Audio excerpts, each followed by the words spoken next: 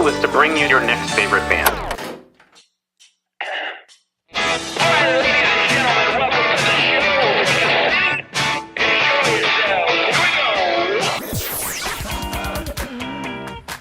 Thanks for having us. This is a very cool show. Yeah, so through many iterations, and we finally landed on the weirdest one by far. Yeah, simple of feelings, and boom, you got a song. I remember this one time. I had been writing some songs, and I went out. I'm just going right in on this story. I went out, and so I was. The story's longer than the song itself. We'll go ahead and play it. And listen, it's going to be everybody's favorite band. Welcome to your next favorite band. That's both the show title and our promise to you.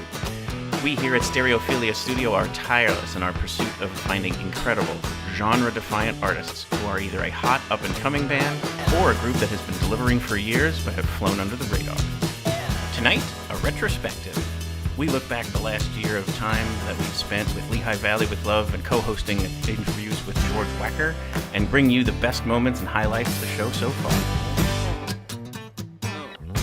Each month, we will bring you live streams, audio podcasts, and perhaps even a live concert where you can listen to the stories and hear the music of artists personally curated by us based on what we feel will be worthy of your time.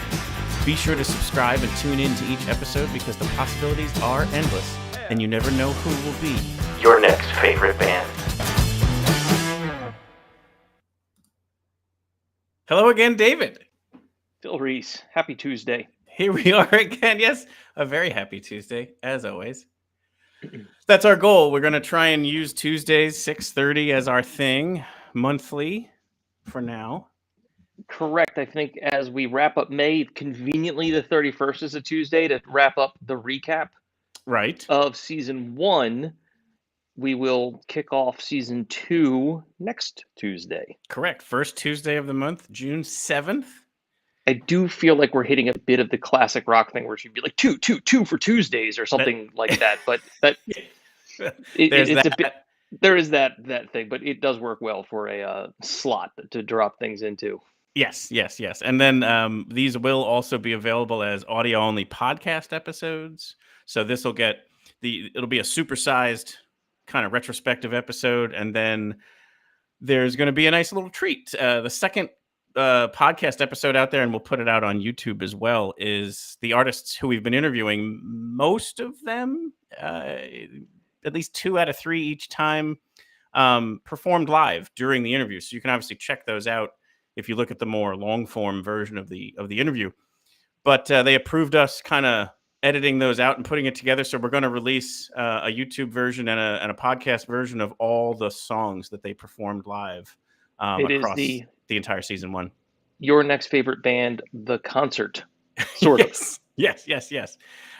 So that's going to be pretty cool. I can't wait to kind of finish polishing that off and publishing that, because I think it's a pretty cool way to, because almost obviously every single song is not quite what you are used to, because it's either acoustic or it's just one of the band members performing.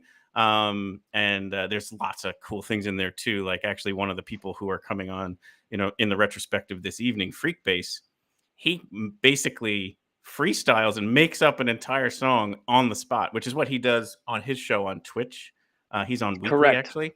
And he just does these freestyling kind of things where he just generates a groove and runs with it and kind of just sees where it goes. Sometimes it's 15 minutes. Sometimes it's a full hour of just one song. So anyway, for us, he did like a 5-minute just song called Party All Night Long. And it's just so cool to watch him kind of just create in the moment. Yeah, he's quite an interesting artist, and that's exactly what I would expect from him. And this is like the only time you'll really get to see that in this kind of snapshot. I would, yeah. So that's not for tonight. Obviously, we're going to focus more on the interview. But that live song, that music is out there for us to share. So we're going to do that later this week. One other bit of housekeeping is that we did spend some time doing something that we wanted to be able to provide you all with in case it's somebody you want to get to know more. So, for example, as we announced at the end of last week, we'll talk about it at the beginning here of this week. Next week's first 2 interviews for season 2 are Mike and Shannon Maines of Mike Maines and the Branches, who I'm very, very excited to talk to. They were one of the best performers at Music Fest last summer. And then a jazzy kind of experimental band called Bright Dog Red, which is very, very interesting. Very, very cool sound they have. They just released some new music, and it's completely different than probably most things you would listen to. We just thought one of the things we want to provide in case you want to kind of like get prepped for the interview, or if you wanted to, after you watched it, we're like, wait, let me learn some more about it. We talk to each artist, or even the ones that we know better. We put out something on Spotify where it's like 3 vital songs. We're calling it the Vital 3. We still have to kind of workshop that. If anybody's got any recommendations, we're open to it. But right now we're just calling it the Vital 3. So 3 tracks from each person or artist or band that we're bringing on, and we're going to have those out there on Spotify so that you can kind of get a listen to.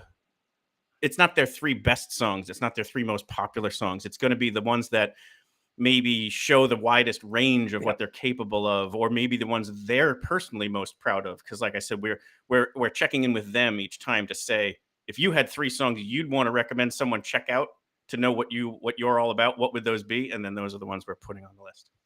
Yeah, it's pretty exciting. It gives you an idea that you can see the breadth of what an artist can sound like, perhaps across their career. If there's somebody who has a bit of a legacy that just has been flying under the radar, or perhaps it's somebody who's brand new and there's exciting little tidbits of things that are just ready to simmer. To marinate, yes.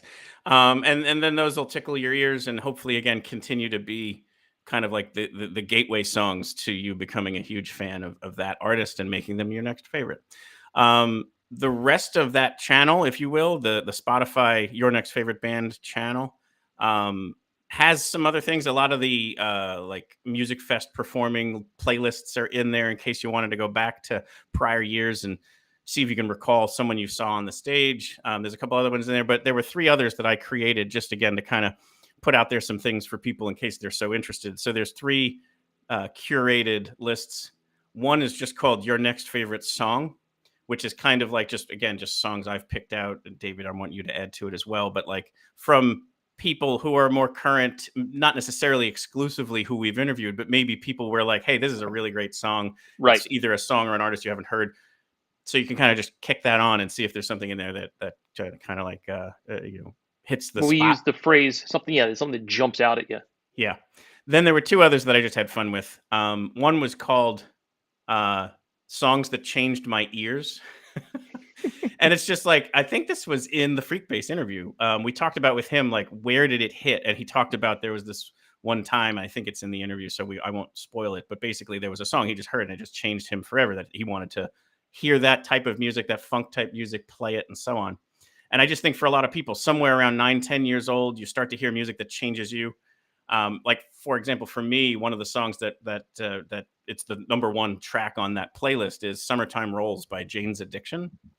I just never changed. It changed my ears forever. Debbie Gibson was no longer good enough. Like I had to listen to something Debbie like Gibson. that. We can have an entire episode of defending Debbie Gibson. I would defend her too. I think she's terrific. But I mean, like, just that poppy sound is just like, it was not. No, I gonna be understand enough what you anymore. mean. So and it was everything. Like I was.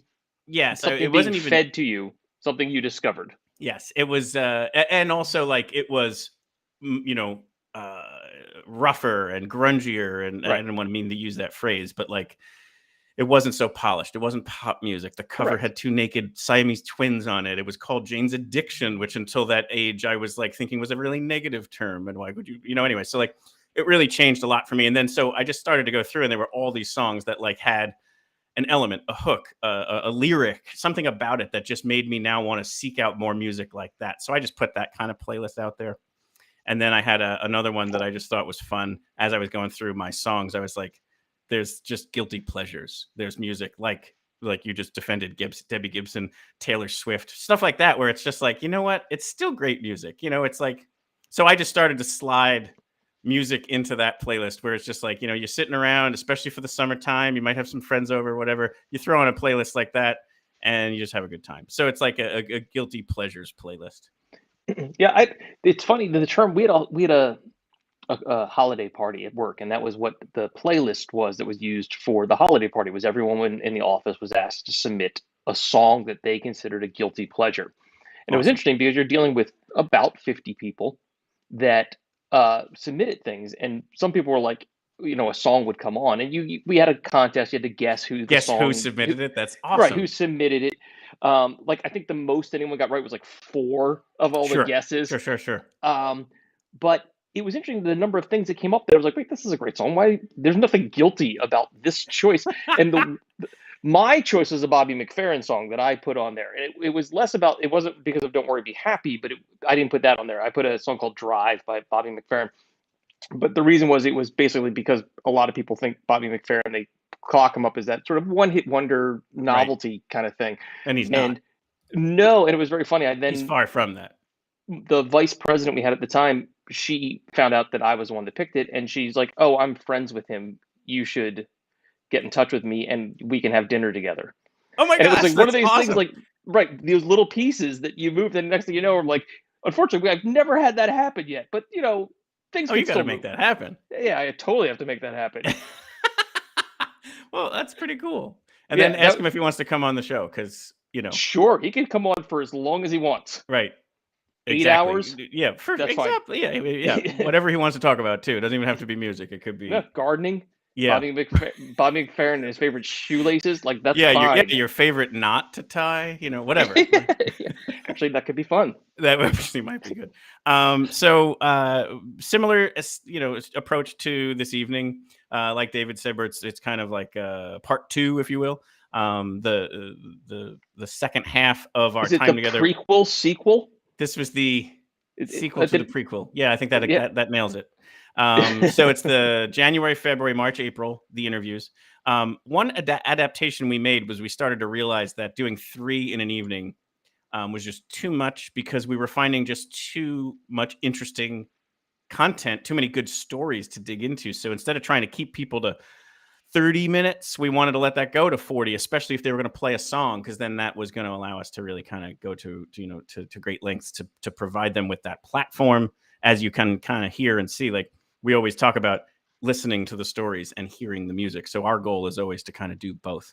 And so we shrunk it to 2, and that seems to be a nice format. So that's what we're doing in addition to season 2. That's what we're going to continue on with. So the one thing here was we did have a last minute cancellation. So in January, we only had We Banjo 3, but I brought in the Dirty Dollhouse interview. It was the one that we did where we were on location. So that's where we start. Technically, it wasn't in January, but no one needs to know that. Dirty Dollhouse is Chelsea Mitchell was the founder of the band. She writes the music, and it's one of the most. She's got one of the most beautiful voices I've ever heard. So the songs are super interesting. And in addition to being this wonderful songwriter singer that's based here in Newtown, Pennsylvania, she also owns a vinyl and used bookstore in Newtown. So she was kind enough to allow us to come down there and basically film and record the interview on site in her shop. That meant she couldn't play, unfortunately, but the setting was amazing. She was a very interesting interview. So that's the first one, and then Enda Scahill from We Banjo 3 is the second one. So we still get to do 2 for the month of January. So we will put that on, and then we're going to come back, and then we've got some lovely guests that are going to join us just like last time too, to kind of share their thoughts about things. So here is January 2022.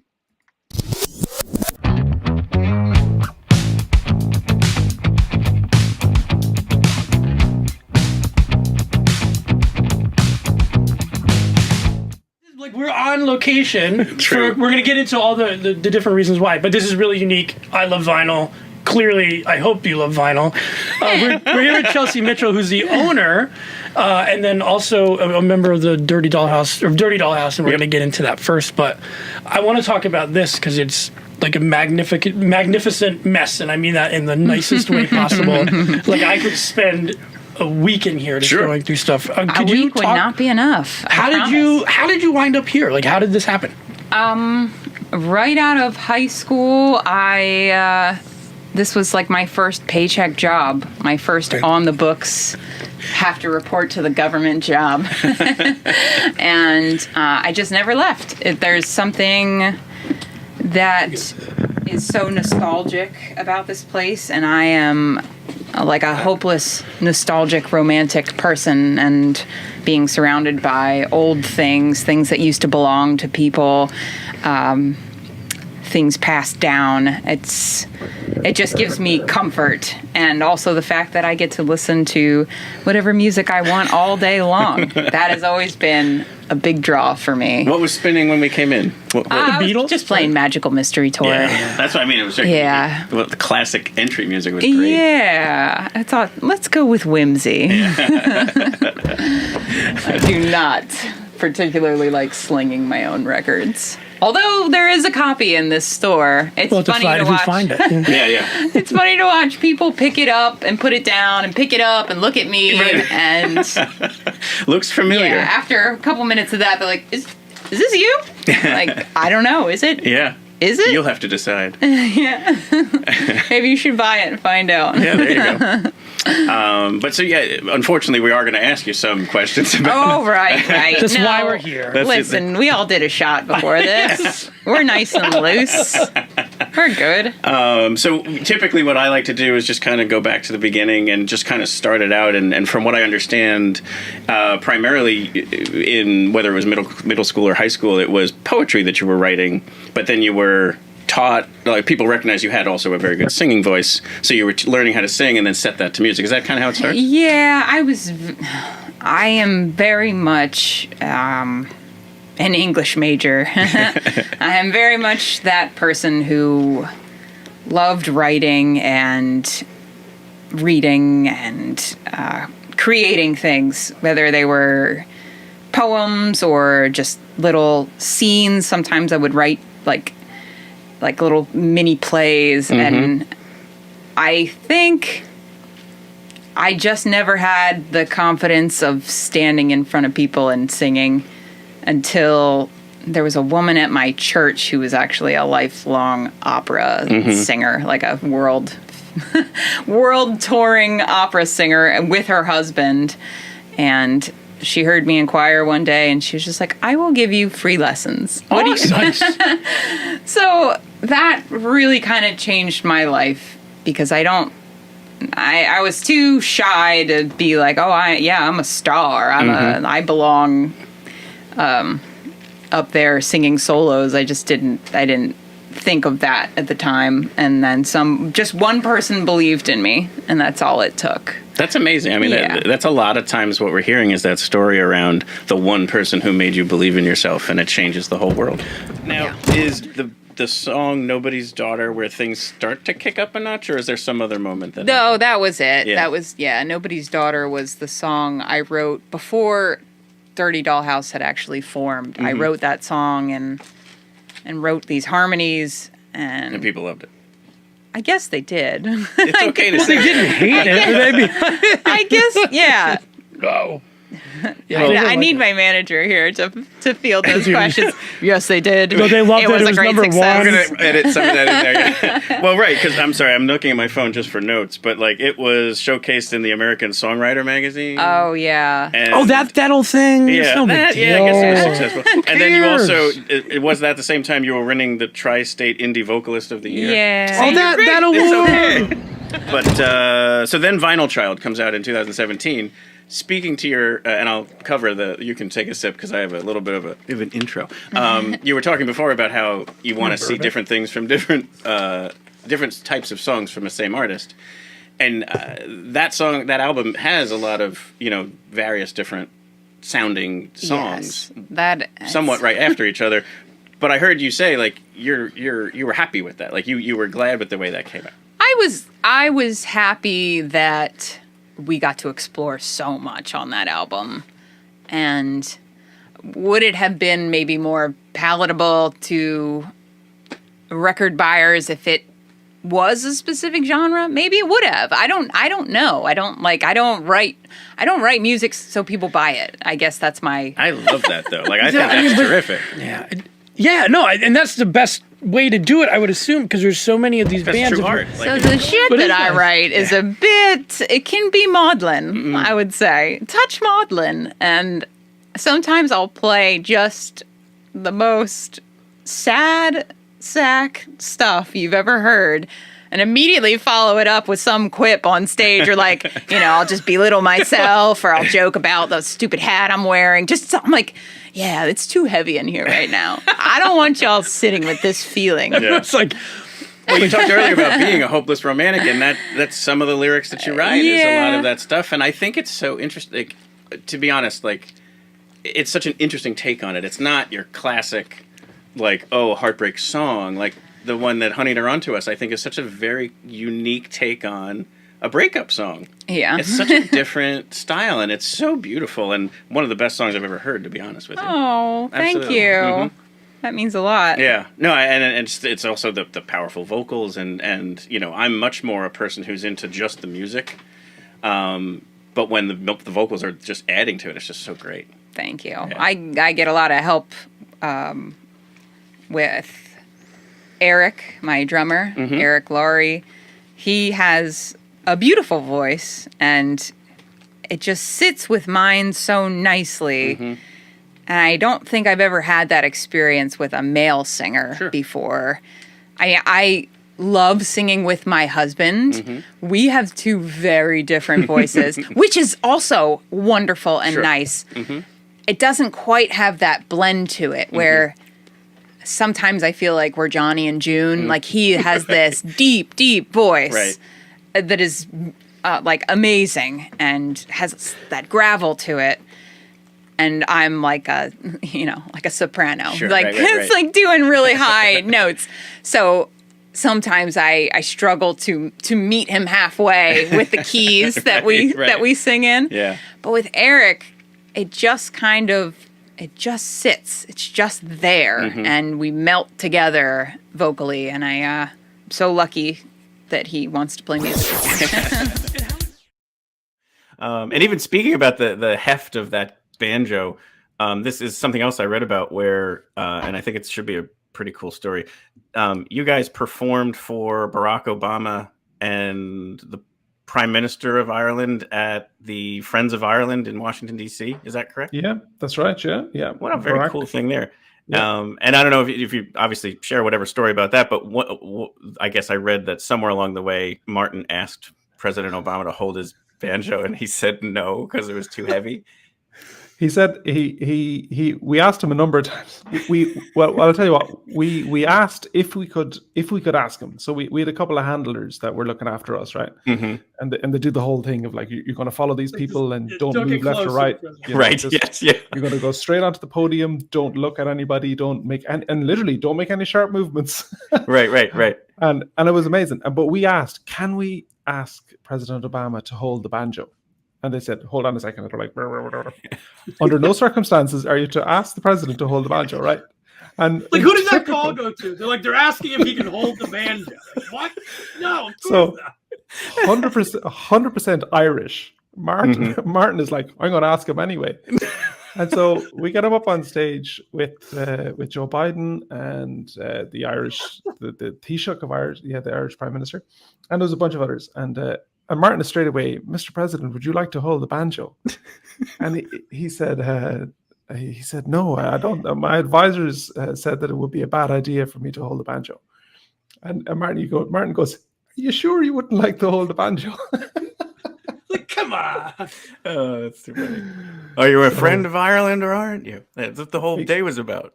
We just have that audacity. Can you imagine? I'd be next to him like, I'm just here, like, to ask him to hold it. It's pretty wild. That's awesome. That is super awesome. And I imagine that performance was probably pretty awesome for you guys. I mean, you're there with the heads of both these countries that you're so connected to. It's pretty cool. Yeah, it was wonderful. Yeah, wonderful. A great honor, actually, to do it. Yeah. Is there any recordings of that, or was that just for them? That was just for them. Yeah. That's even cooler, actually. Like.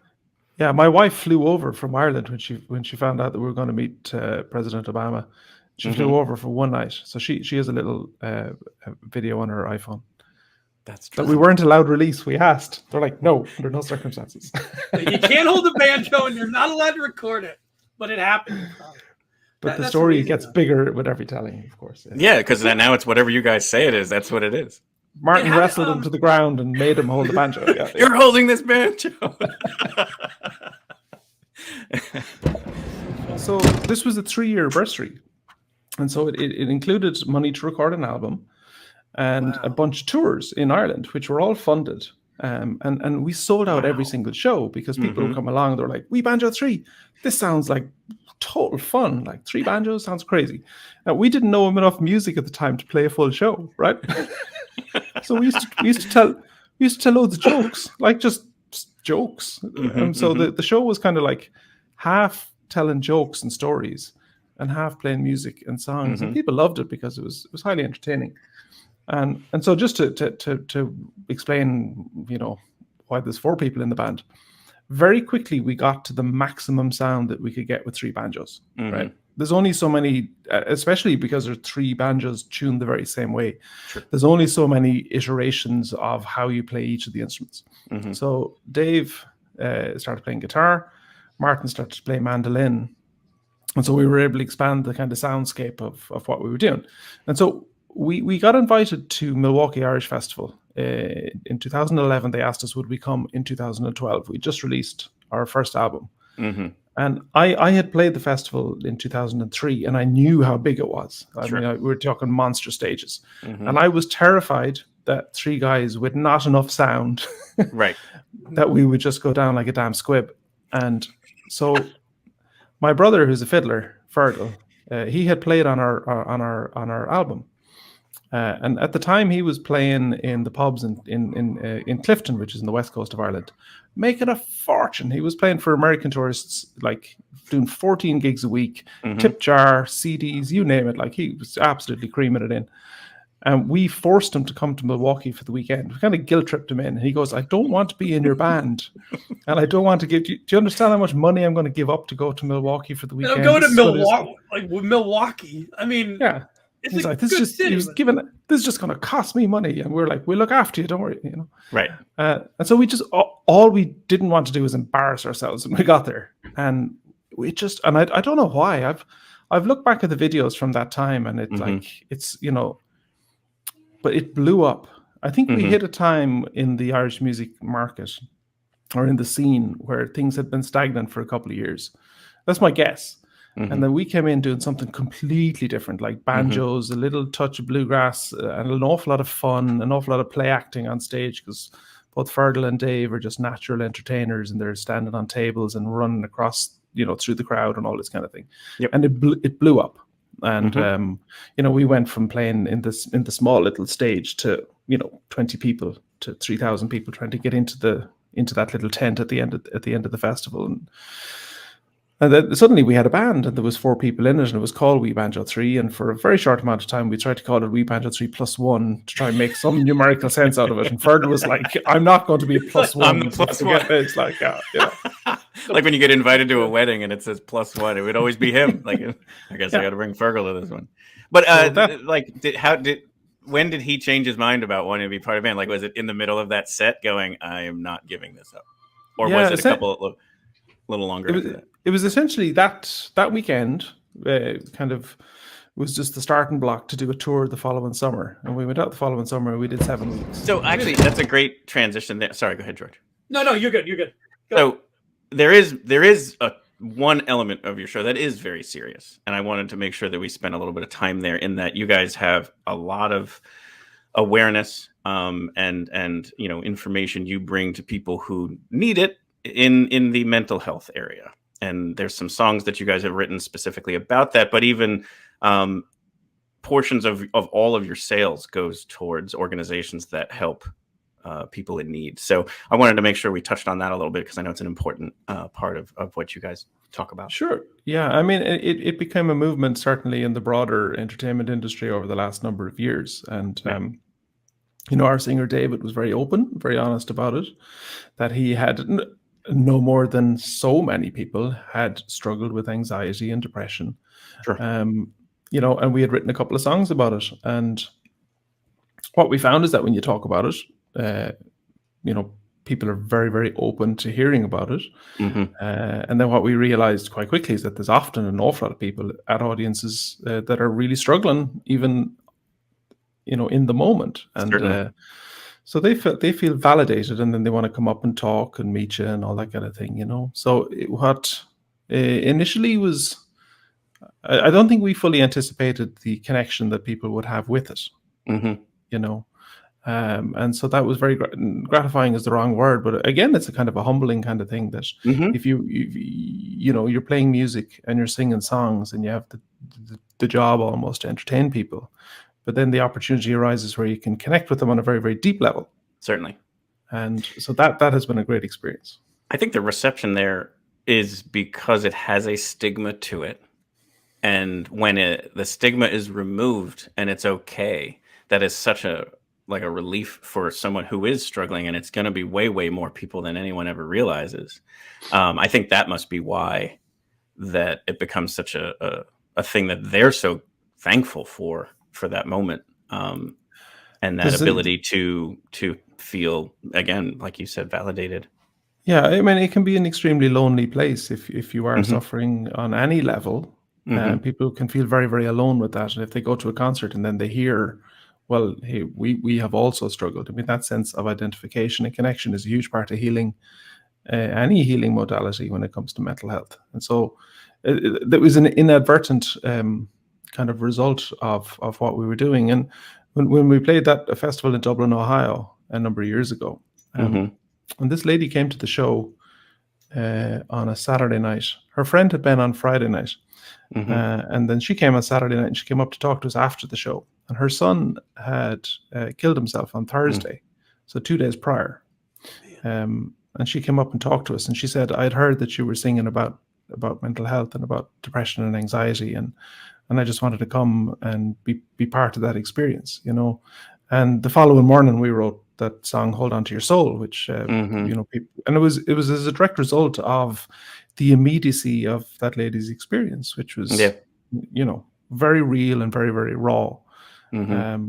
So again, you know, you never really know when you're on stage who's in front of you, you know, what they're going through. And it's not that it becomes a huge kind of a burdensome affair where you're like, oh, we have to hold everybody. But if you make it just an honest part of what we do, certainly, that seemed to resonate very strongly with people.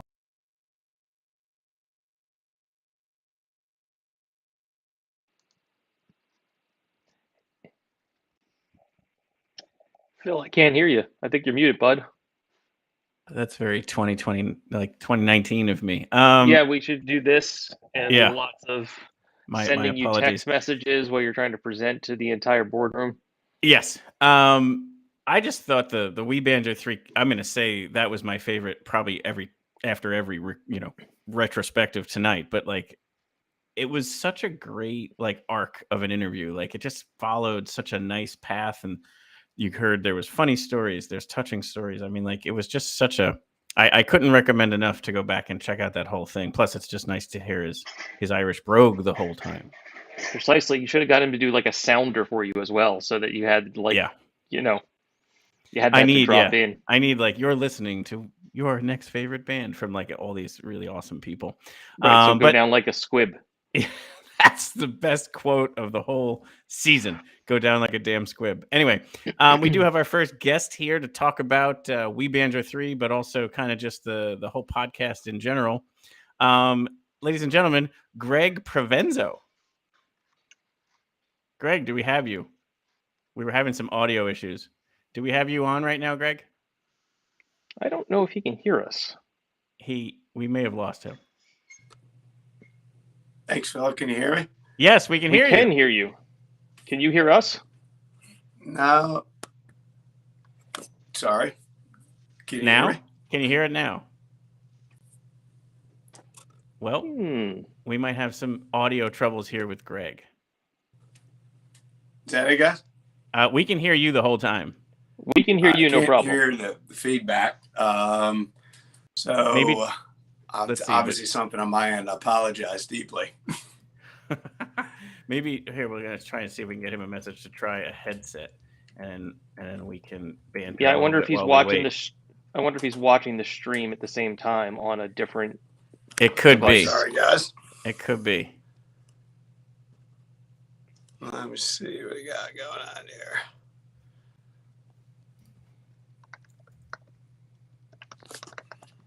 Not sure. I heard you guys in the opening.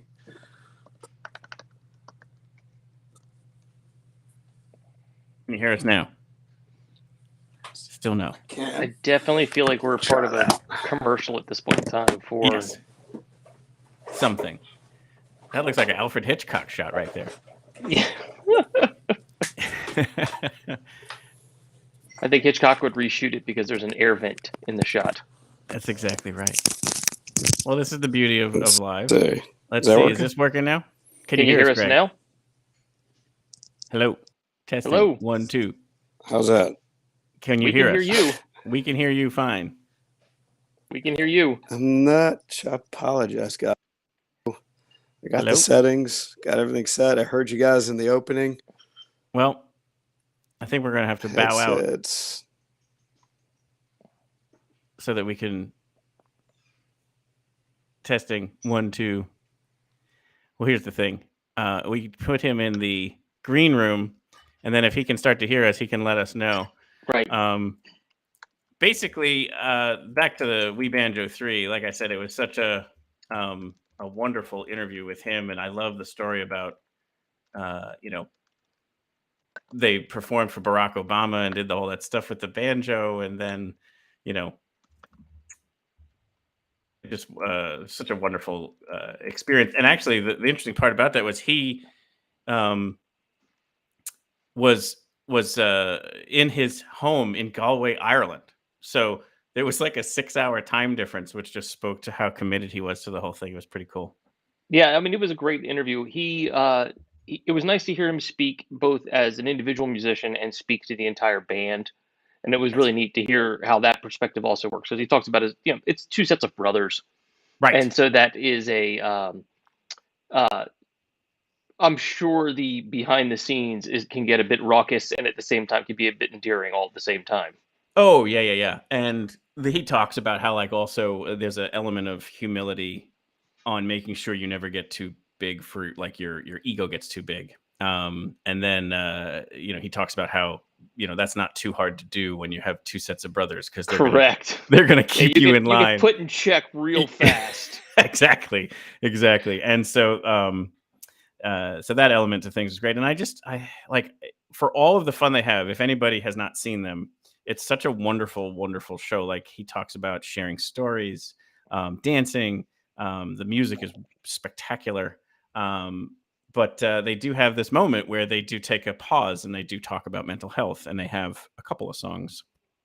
Hold On to Your Soul, he mentions there. There's another one that talks about Don't Let Me Down, which is kind of about just making sure that you are there for people who you love who maybe struggle with these things, and to kind of make sure that it's not something that becomes unable to be spoken about. So anyway, I just think they do such a wonderful job of combining exceptional music, funny stories, and then also a very serious topic like mental health, trying to normalize it and making sure it's something that people can talk about comfortably. It is a wonderful combination of all of those things. I think we have Greg back to give this another swing at things. Okay, let's bring him on. And ladies and gentlemen, Greg Provenzo. We'll try this take 2. Can you hear me now? Yes, absolutely. Yes. We could hear you the entire time. That's the funny part. I can't wait to edit that one. Yes. No, sorry about that, guys. I'm a tad bit embarrassed. No, don't worry about it. It's okay. No. Yeah, it must have obviously something. I put the headset on and I can hear it now clearly. So I just logged back on. But anyway, here I am live and direct. I appreciate the invite. Absolutely. No, we love that you were, where you were coming on and that you're a fan and a follower, and you've checked out a bunch of the different interviews. So we really, really appreciate all of that as well. Yeah, it's Phil, obviously, you and I have known each other a long time, and it just I can barely play a musical note, but I appreciate what musicians do, and I envy them all. So I'm totally. big fan of music in general. Yeah. There is a guitar back here. I can't play it, but it's there to look nice. That's all that's there for. That's good. That's great. No, no, but not only just because of your friend, that's why I started watching your, your little cast here. But no, I'm always listening to or trying to find all different types of genres and different types of musics, and I love what you guys have done over the past year or so. So, big fan, big fan. So, thank you. Yeah, and in particular, you wanted to come on kind of after the We Banjo 3 interview because one of the elements that you really are kind of kind of tuning in for is the stories. Absolutely. Probably even more so. I appreciate the music and the talent and then the effort they all put in, but I'm just a huge, say, musical history fan and musical history buff, and I love hearing the stories of the bands. And back last year when you did the We Banjo 3 interview, I was just blown away by it. I just think because it's like their whole story of they didn't plan on starting a band. Like, people start, hey, let's start a business or let's start a band. They didn't plan on that. They just all started kind of jamming together. And then next thing you know, they're looking at each other and they're like, hey, this sounds really good. And then it just evolved from there. And then all of a sudden they're performing for the President of the United States and the Prime Minister of Ireland. Like, yeah, right. That worked out okay. Yeah, no, I love stuff like that. And then obviously once you start listening to their music, and the other thing which I'm a big fan of is just all the different types of genre music, and for them to take like that, the Irish Celtic sound and mesh it with bluegrass, and you can almost even hear a little hint of country in there. Sure, it's like it makes you want to dance. Mm-hmm. Yeah, they have a great story in there that there's some sort of festival where it says there's no dancing, like apparently like in this main stage there's a sign up that says it, and of course they're like, hey, everybody get up and dance. And they've got the non-dance tent dancing. Like, I think that's just testament to how amazing they all are. Well, it is, and just listen to their music, and you got me hooked on them last year, and I've been kind of listening to all their types of different music. I haven't seen them live yet, but I plan on it. Mm-hmm. Every time is absolutely awesome.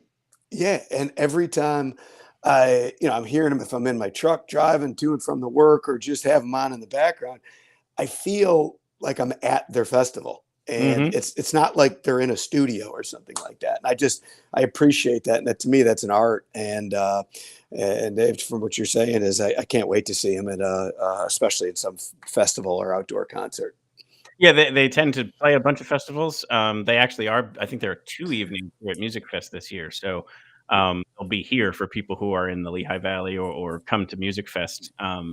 That will be an opportunity for you. The schedule hasn't come out yet, but I'm pretty sure they're playing 2 separate shows. Okay. No, it's their, one of my, just how they, as I touched on earlier, how they just like blend like the different sounds together, and just, you can watch some of their videos and you see how they're just, it's like, it's effortless. And I know it's not. I know it's definitely not for them. So I'm not minimizing what they're putting together, but it just comes across, and how they identify with the fans and with the people is just it's amazing. I mean, it really is. And even like that's like the true artist makes it look easy. So that's, again, like you said, it's a testament to them. But any other interview that you listened to that you particularly enjoyed, or any other aspect of the show that you wanted to mention?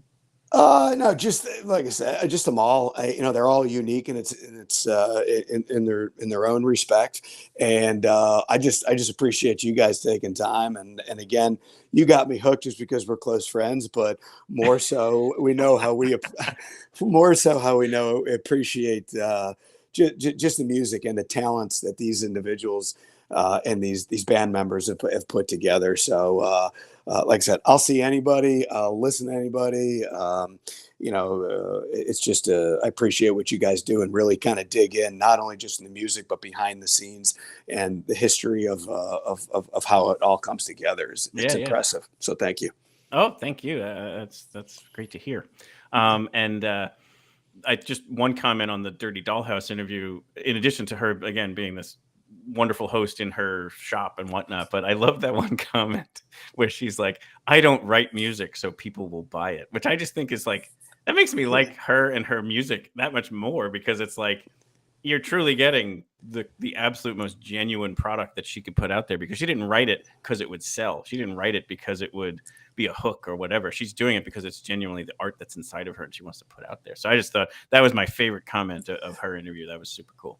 That is, and it's listening to a couple of the interviews with the We Banjo 3 again. It seems like that's how they come across, and again back to how they identify with their fans. But you're absolutely right. I mean, they're there for the fans, but it's ultimately them, and it's what any great musician or any great artist is as you're pointing out. It's effortless, but it's for themselves, and we appreciate it. As a consumer, I appreciate it. Yes, I completely agree. Well, Greg, I hope you and I can get to see a show together soon. Awesome. And thank you so much for coming on tonight. Well, gentlemen, thanks for the interview. Sorry for the hiccup on my technology, but appreciate what you all do, and I'll continue listening. Take care, Absolutely. guys. Thank you so much. Thank you. Take care, Greg. Have a good night. Have a good night, Greg. Guys. And I think the benefit for us is the fact that if we run into that problem, we could just tell somebody, hey, jump out and jump back in. So like we learned something there of like maybe the audio will get a little corrupted. When in doubt, treat it like a Windows computer. Have you tried turning it off and turning it back on? And turning it back on, yes. Which unfortunately sometimes the person just turns the monitor off and back on and goes, hey, it's still broken. Yeah, we didn't say telephone support was easy. Right. But one interesting thing there. So Greg was talking about how We Banjo 3 takes bluegrass and Irish Celtic music and meshes them. What we have coming up here in February is a band called Gangsta Grass, who takes bluegrass and hip hop and merges them together, which is one of the most fascinating sounds that again, super amazing live. But up first for the month of February is the Accidentals, who, again, we talked about this at the show open the first time around. Just one of the most, like this combination of, and again, I probably said this 55,000 times also, but like combination of an extremely talented musician and songwriter combined with a wonderful human being. And we just keep encountering these people and they come on the show and it's just so lovely to have them all. So reflecting back, here we go with February 2022, The Accidentals and Gangsta Grass.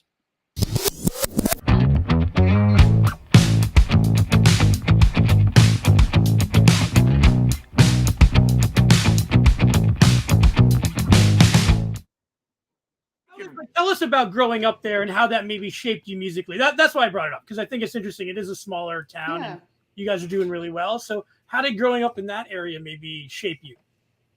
Yeah, well, like you mentioned, we actually met in our public school. So we're really lucky. Traverse City is a small town with a really tight community, lots of local music, lots of local places to play music, like strong breweries and independent bookstores and coffee stores and farmers markets and festivals.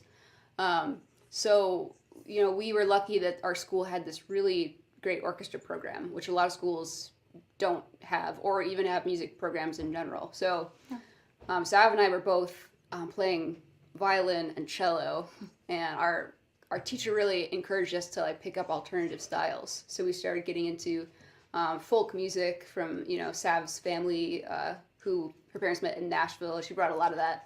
We bought Led Zeppelin arrangements online and used to play them in a quartet after so school. That's one quick thing on this.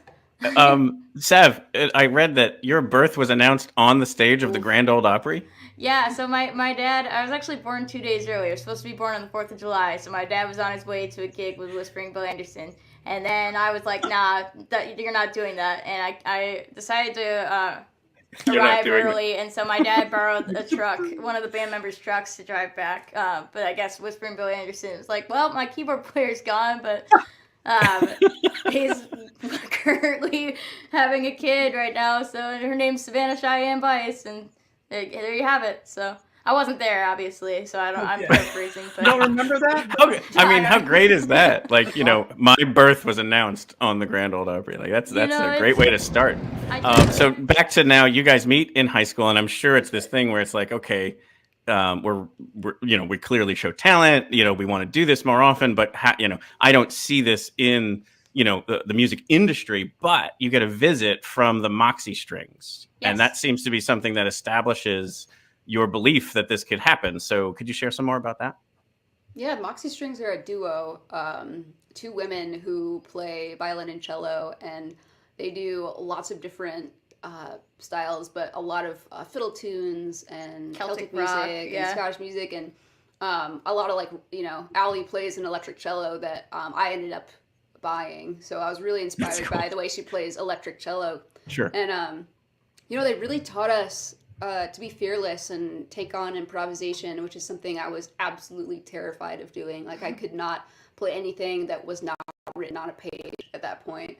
And so they are a professional band, and watching them come into our school and do a workshop, like, Sav and I were just like, hey, let's do that. And we started as a duo, kind of following in their footsteps for a long time, and then we added Michael in on drums a few years later. So. Yeah, and that's just got to be so empowering and powerful to be able to see, hey, now that's I can do this. Yeah, no, it's definitely, I feel like it's important to have somebody who's like tangible and in front of you and showing you that it's possible. I think like representation is really important in that way. When you see somebody like you doing the thing you want to do, then you're more encouraged to try it.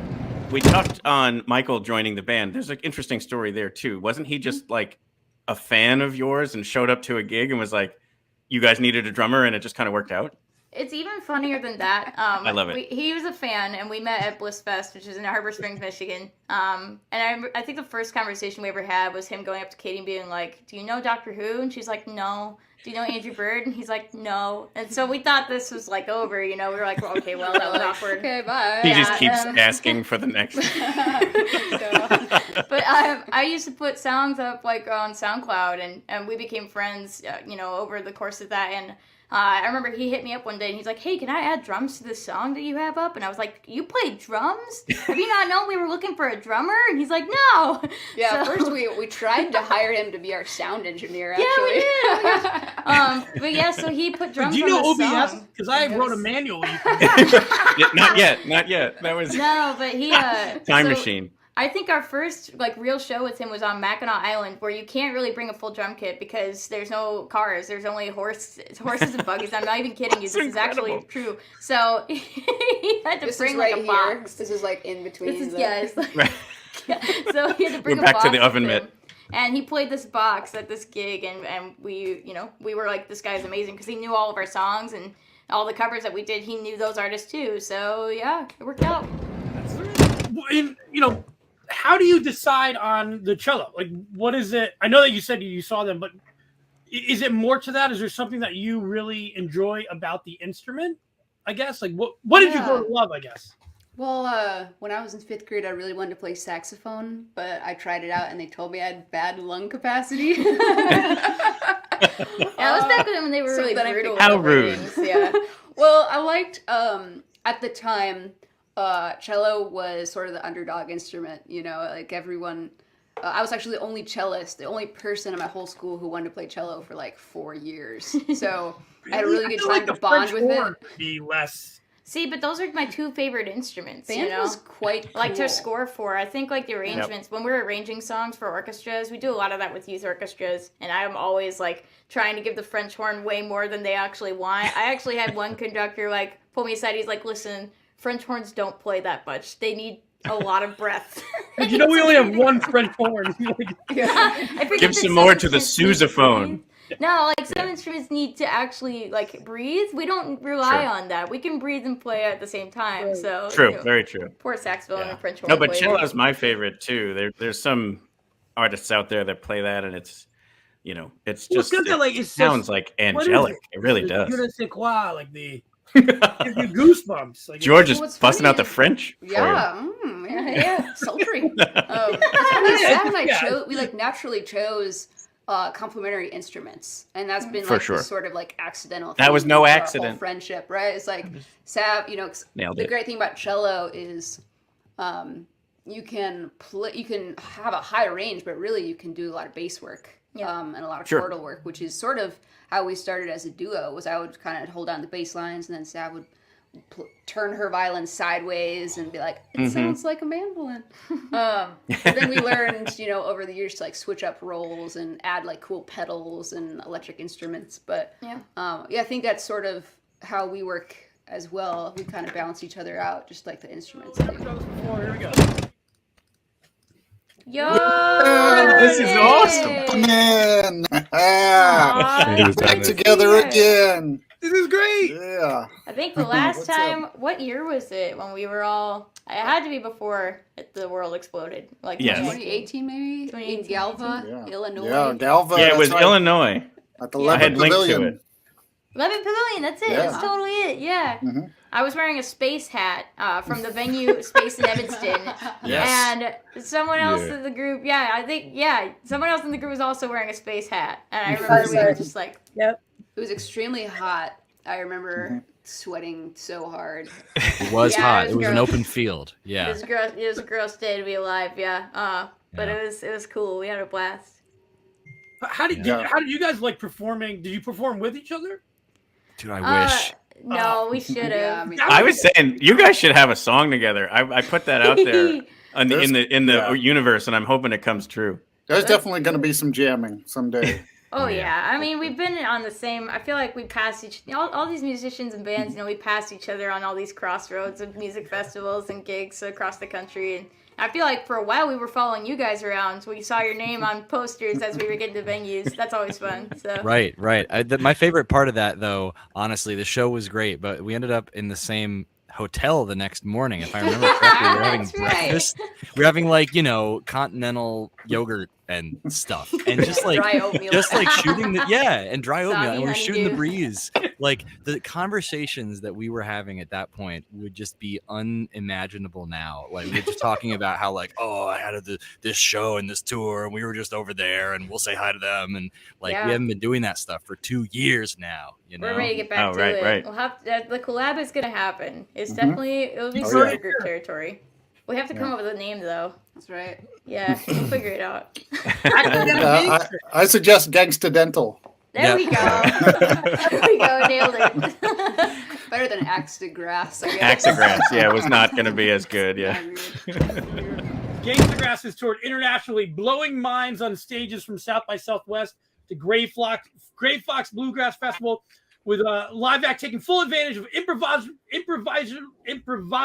can't say it. We make stuff up.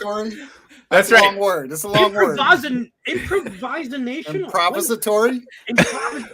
Improvisation. I don't know what he's going for. I'm going to let him go. Improvisational. The improvisational aspects of both hip hop and bluegrass. Thank you, guys. That's a long one. It's got 6 cylinders. I saw the word in my brain. Improvisational. I'm glad that you guys allowed me to be a little improvisational on that one. Yeah. That was good. I'm gonna bring our son back in. Yeah, and when we got the live shows going again, we really wanted to dip a toe in gradually, just to take it easy, because we weren't sure how it was going to go. So we decided to go on America's Got Talent, as our easy first step. Yeah. That was really our first time in front of an audience since lockdown started. Right, That's a year and a awesome. half. It's the best way, I think. You rip the Band-Aid right off. Yeah, you jump right in the deep end. Right.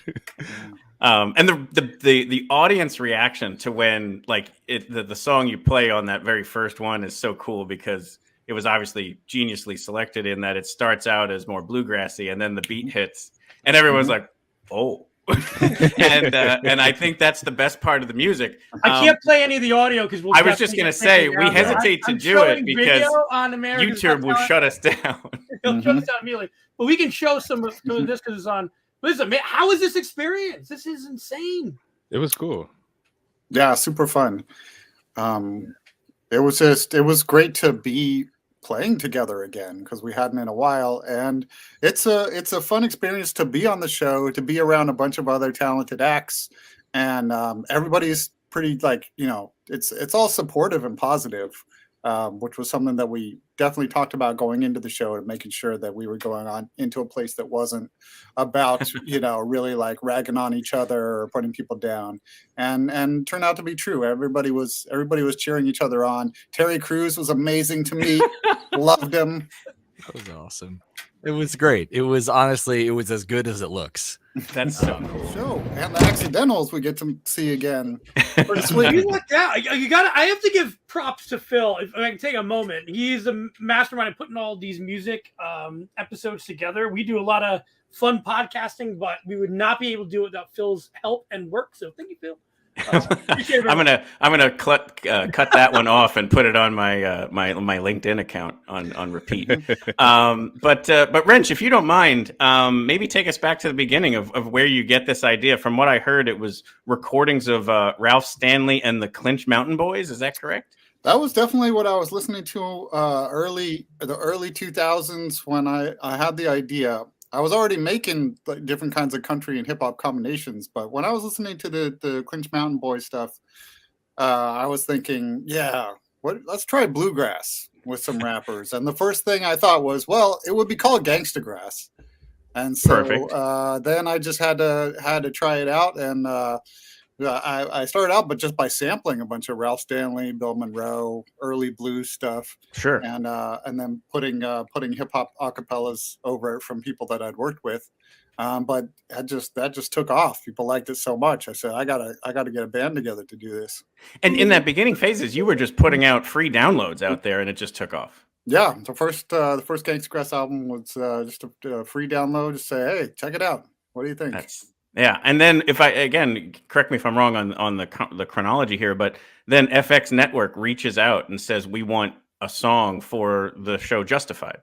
Yeah, I got a call out of the blue because they'd heard that. That's gonna be an awesome phone call. Yeah, I said, we're looking for the guy that did Gangstagrass, and I said, that's me. And they had me do something to be the theme song on this new show. And luckily for me, it was a fun show. I liked it. It's a great show. It's a great show, and it's perfect opening lyrics and music for it. And it just got another season, didn't it? Yeah, they're doing a new like a mini series. Got it. Of it. Yeah. So there should be a new Gangstagrass song to lay down underneath it. There should. So how do you guys find each other? Is it like a Craigslist ad? Like, well, I'm just saying, like, it's crazy. Yes, no one ever guesses that. They found me on Craigslist. Is it that is in fact how we found Danjo. Are you kidding? It's really Craigslist? George nailed it. No joke. No joke. Yeah, it was in the couples seeking. You won the tickets, George. What do we? But that's wild because it is like I'm thinking of a place where you would all meet. You know what I mean? Like, I met. It's so wild. Yeah, it started out of just like an interesting musical concept. Like that would be fun and interesting sounding, and then let's bring the people together to do that. But in that process, I think we've really like learned a lot, and we've really seen, sort of become part of this push to bring down the barriers, just because of what we do. It's like the only way we can do it. I think there's something, if you don't live in a world that has those barriers, you get shocked by someone else who puts them up. I think that might be what's happening is you guys were just making good music and you didn't realize it was going to run into this opposition. And I think that's probably why it evolved into that, because it's like, well, why would you think that way or whatever? And it's just a shocker for somebody when you're not wired that way. And it's something that we have to keep pushing against because it's not helping us. Yeah, I've also learned a lot myself in the past 10 years of doing it. Discovering some of the history of those divisions that I didn't even know when I started out. I was just thought it would be cool to combine these two things. Sure. And in the process, started learning about the music history of the labels. Initially categorizing Southern music into race music and hillbilly music, and putting up all of these sort of artificial genres to it. And that was something that I've been discovering along the way. So I've had my mind blown just by looking into the roots of what we're doing. For sure. And go ahead, Billy. And a lot of it kind of became more obvious to us once we started doing stuff overseas, because those barriers don't exist over there. Agreed. Right. They just see a bunch of Americans. Right. What was there? I have questions about a fandom. Do you guys find it interesting to maybe catch a country fan listening and they're like, what is this? I really enjoy it. And then kind of see their progression of getting into what you do. Cause you have to pulling people in from genre, right? You can see them going through all of the 7 stages of Gangstagrassdom They're like, the first stage is, huh? The second stage is, oh. Third stage is,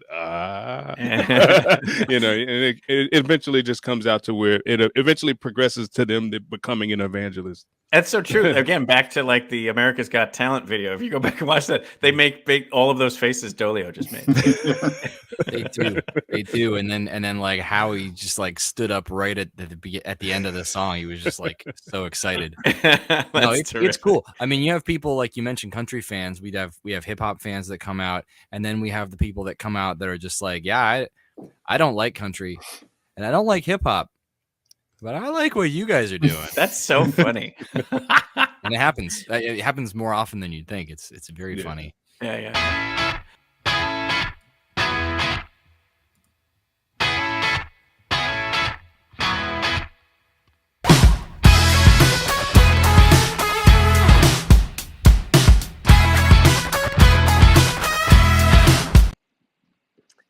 So there we have the Accidentals and Gangstagraphs from February earlier this year, and just loved both of them. And it was so cool. It was the one time where we actually brought on two artists who knew each other, and so we said, "Hey, let's just have you all on at the same time." So I thought that was a really cool moment. It was almost Brady Bunch with the number of squares that were up on the screen at the same time. Maximum density there for sure. But we do have another guest here. We have the Clan McLean. There you go. Hello. James, It's Sandy, true. and Jay. How are you all? Oh, we're good. How are you? Loving it. This is Excellent. great. You know, it's so great to see the recaps because it's just kind of like there were great moments, just hilarious, just fun people. I think that's the best thing that I loved about watching the episodes is they're people. Yes. You know? Surprise. Yeah, and I think this was something I shared last week was like artists tend to be the most genuine people. Like there's of course there's people who are going to be fake or what have you. It's usually people who have crossed the rainbow bridge of stardom. But like for this type of person, these are some of the most genuine people, and they're just so. What I've found is I was super like honored that they came on, but they were also super thankful that people wanted to share their story or play their music. And so like it's this really kind of mutual love fest, and then they're just such interesting people to share these stories that they've encountered over their lives. Absolutely. Yeah, no, definitely. And you know, I'm sure you've covered this, but you know, we're in the Lehigh Valley as well. And so we get to have all the same exposure, or at least the potential exposure that you do as far as through the festivals here and so forth.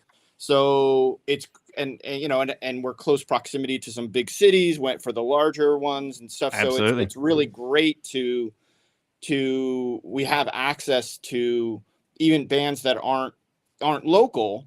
But even the smaller band, you know, we don't have, we still find a way to find them, you know, like, I think of the Accidentals, and I know that you showed the clips from that interview, and that was just, you know, they feel like a great neighborhood. I mean, an amazing neighborhood, regional kind of thing. But they're so distinctive. It certainly resonates everywhere. Absolutely. And we're able to access that. It's really great. Yeah, I mean, they are like internationally known, and so are Gangstagraphs. Like we're getting into the realm here of people who are like wildly successful, and so to have a 40-minute touch of that person, to be able to have them pay attention to us here, like just whoever wants to listen. I don't know. I'm thrilled to be able to kind of get them to kind of plug into this platform. But speaking of the Accidentals and speaking of the festivals, I went back and double checked. We collectively saw them 2015, 7 years ago. I we remember walked that. up to the Main Street stage Yes. and watched And them yes. as high school kids. And now here they are going through what this rocket ship, you know, career that they're going through, and they're only just starting.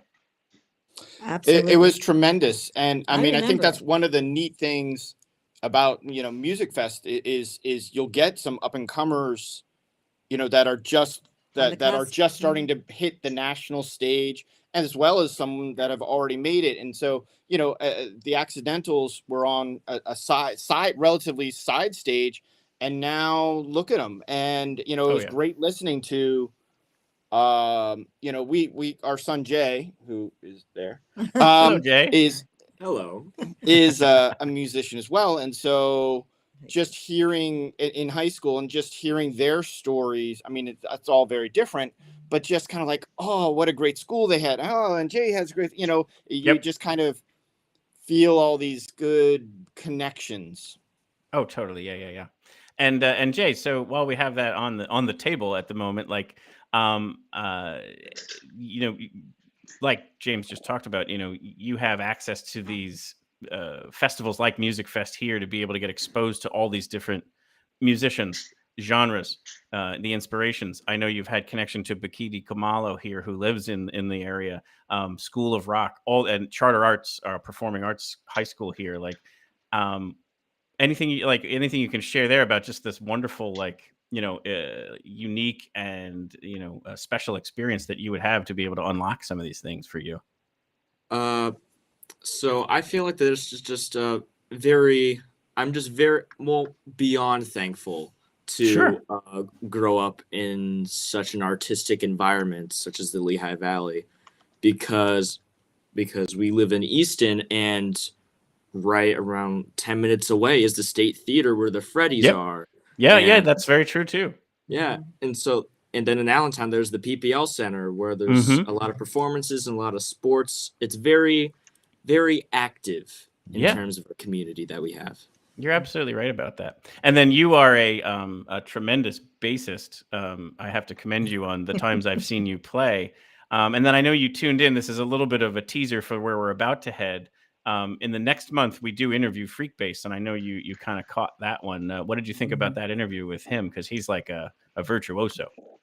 Yeah, I found it to be very inspiring and very interesting to learn about someone who is like very eccentric and very creative and unique in their own way.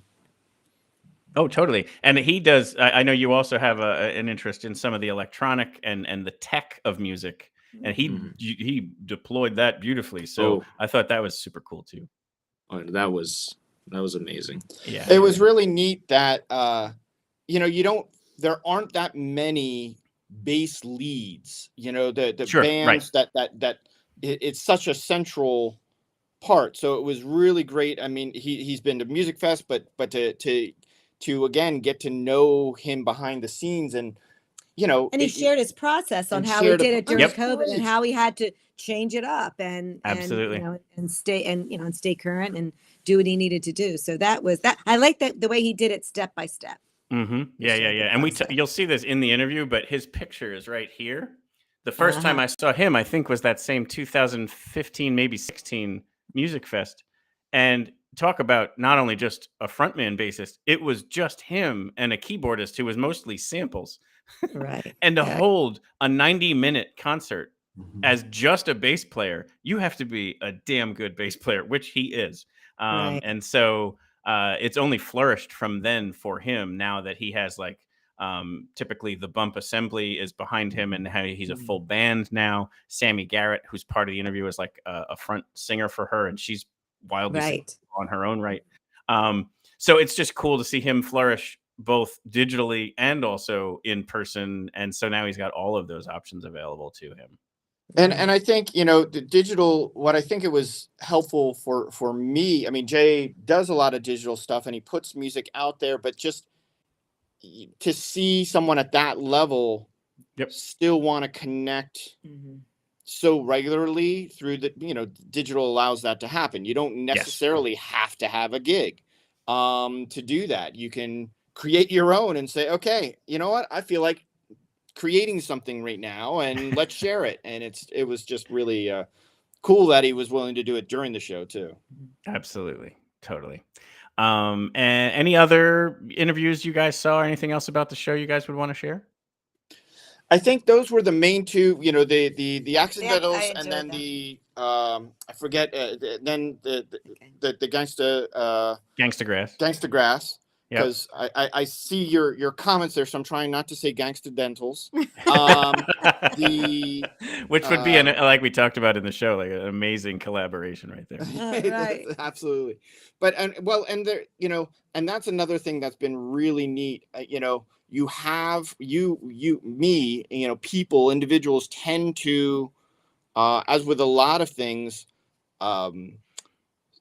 surround themselves with surround themselves with things. Okay, I know I like this. Oh, this is another singer songwriter. I really like country. Well, here's another country artist and stuff. And I think what's really neat about the podcast is, you're most of the time, I don't know if your current format's going to continue to have two or going to be single focus, but there's so much exposure. It's not one genre. You're really finding a lot of great artists in sometimes in very unique genres or genres they've created themselves. Yep. And that's really an awesome thing. That's something we've enjoyed. Absolutely. Cool. Well, thank you for that. Anything else? Any other parting shots? No, but in 5 years you'll interview him. But that's 5 of years course. Yeah, there's always an element. He's on to the this. calendar already. Absolutely, it's already set up. We have him booked for next year. But even that, I always kind of want to have an element of where we maybe bring on people who are next, your next favorite interview or whatever, like something where it's like, something like a little bit of a, the up and coming artist because since we have such a wealth of opportunity to tap into with all of the support of that, it would be really cool to do that on, to give them that format. Yeah, and there's there's tons, and a lot of communities have it, but there's a lot of great talent in our area. But they just need input and kind of get introduced to a broader audience, and definitely I can see the podcast. Totally. Help Yeah, that. and shout out to School of Rock Easton. I think that's a giant group of extremely talented. Are they all high school kids, Jay? Is that the age range? No. Well, in terms of like the house band, yes, but there are people who are still in their single digits at the School of Rock right now. Yeah. Wow. So yeah, he just had a show. That's one of the nice things about the School of Rock is very similar in this way to the podcast, in the sense of they expose them to many a really tremendous genre. I mean, Jay just had a soul show, so it was all soul and kind of there was a free jazz kind of song, and just really kids aren't necessarily listening to that. And exposure, and then of course the more traditional classic rocks, prog rocks. He's doing one. His next show is Keyboard Heroes. So that's going to be covering a large number of bands that have really strong keyboard soloists and I would players. hope so. Otherwise, that would be a really weird. That would be really surprising. Gotcha. It's the April 1st show. But so it's just it has that same tendency of exposing them to a tremendous a wider range they might otherwise have access to. Yeah, and then one quick thing here that I want you to do for the wrap. You are sitting in a DIY like recording studio, just rehearsal space, whatever. You personally built with your own two hands a place for your son to be able to perform and practice and whatnot. So why don't you turn the camera around and just show your handiwork? Yeah, so Jay is a bassist, but he also does drums. And anyone who has had a child do drums in their house, while you're trying to do anything else, will appreciate the importance, or if you have the opportunity. So yes, we built this is the studio. So we're on a couch. This is coming around, and then that's the door, as you might see. But then we come around and it goes, there's a bass spot, the drums, that is fantastic, lead singers, and then that's his digital stuff back there along with keyboard and so forth. So he has they recently had some study time where all the kids had, not everybody was coming into school. It was kind of like asynchronous. And so Jay sent out an email to friends and said, come on over. So 2 days out of the 5 days, we had a room full of kids down here, all musicians jamming out, and it was a really great opportunity for them to get together. And the amount of soundproofing you put in could also double as a bomb shelter, right? That would be great. But yes, it is tremendous. I mean, yes, these are double wall. There's actually 2 doors there. It's pretty insane. I mean, you still hear some of it, but we're able to watch TV and be able to live a separate life instead of feel like we're in the front row. Yeah, you'd wear it like, these like noise canceling. All the time. Well, you just called yourself insane, so we should probably end on that. No doubt. Well, thank you so much, Clan McLean, James, Sandy, and Jay.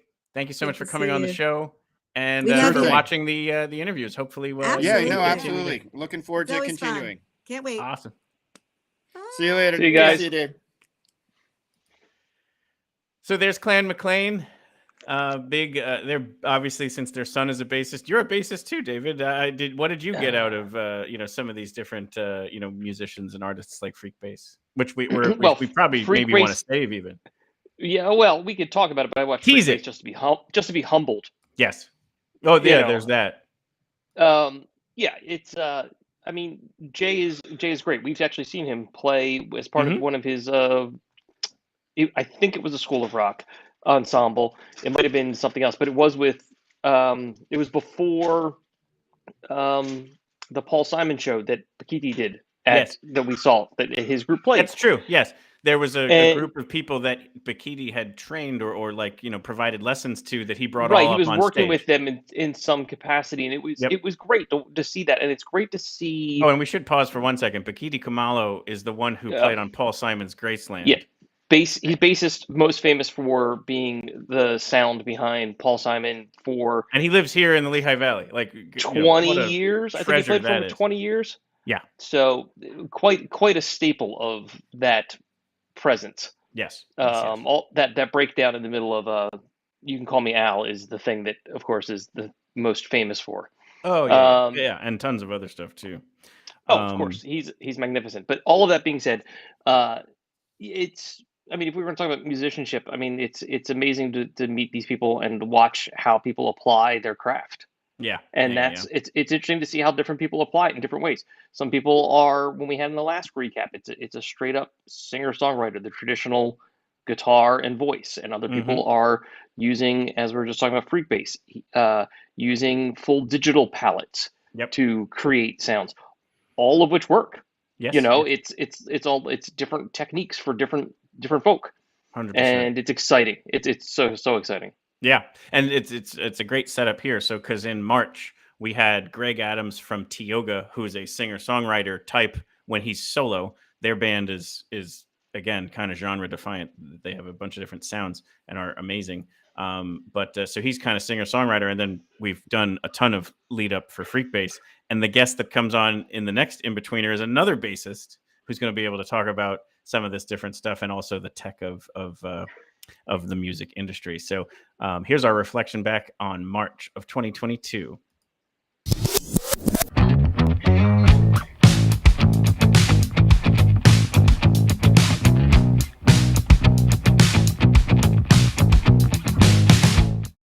Well, I mean, you are right that the band claims its roots in Philadelphia, but recently I have moved back to the Lehigh Valley. I grew up in Bethlehem. My parents met at Music Fest actually in What a great story. 1984 or something. No, not that early.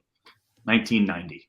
Did they really meet at Music Fest? Yeah. What was there a story behind it? Like were they at the ticket booth? Yeah. So my dad was wearing a white T-shirt. He was coming out of Rips, I think. Rippers. Yeah. Okay. Of course. He was this coming is out. Great. This is already the best podcast. He was coming out of that bar with his friends, and he had a shirt on that he got bungee jumping the day before, and it said just one word. It said "boing" with a exclamation point. Nice. Okay. And the T-shirt caught my mom's attention, and my mom was too timid to approach him on his own, so she was with like her sister and all her friends, and she sent an envoy to approach my dad. An and entourage. Yeah, my dad, 25 or so years later, will say that he was hoping that the woman that my mom sent was the one who was interested. And then when the story was actually That's that amazing, man. Your dad, yeah.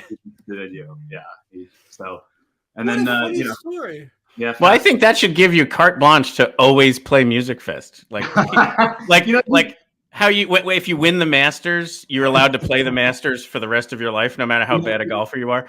This is the thing. Like, no matter if you're a band or not, you guys should be allowed to play.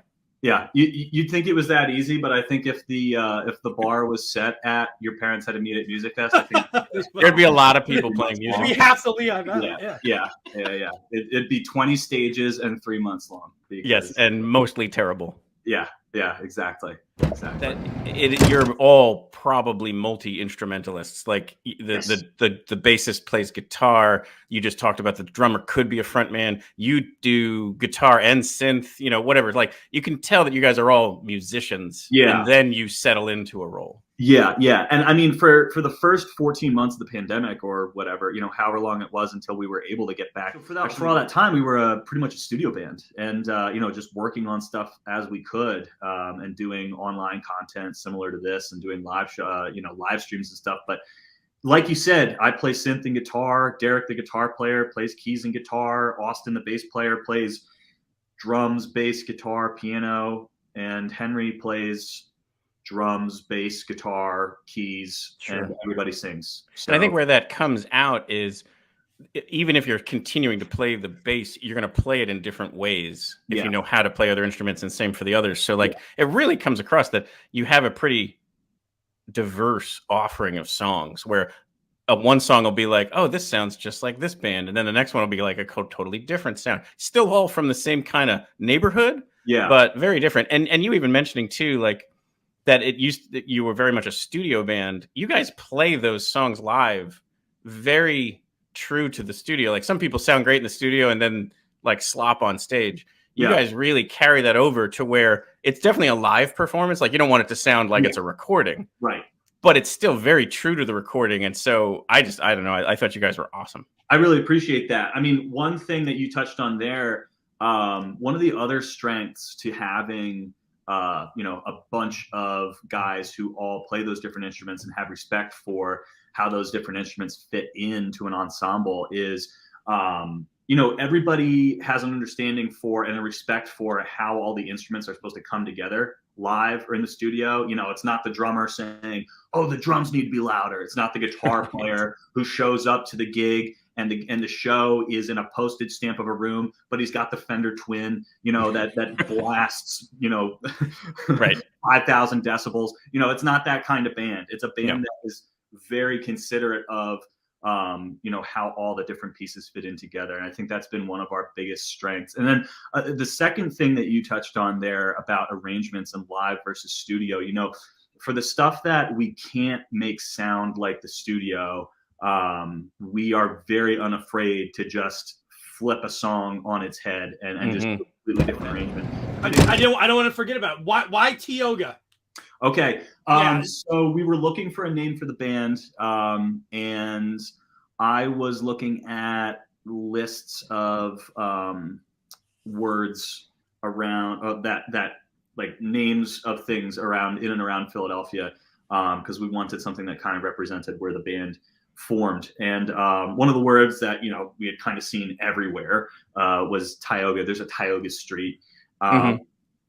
So I looked back, and there was a guy from Bethlehem in the 19th century who walked all around to different Native American tribes in the area, so like in and around the tri-state area.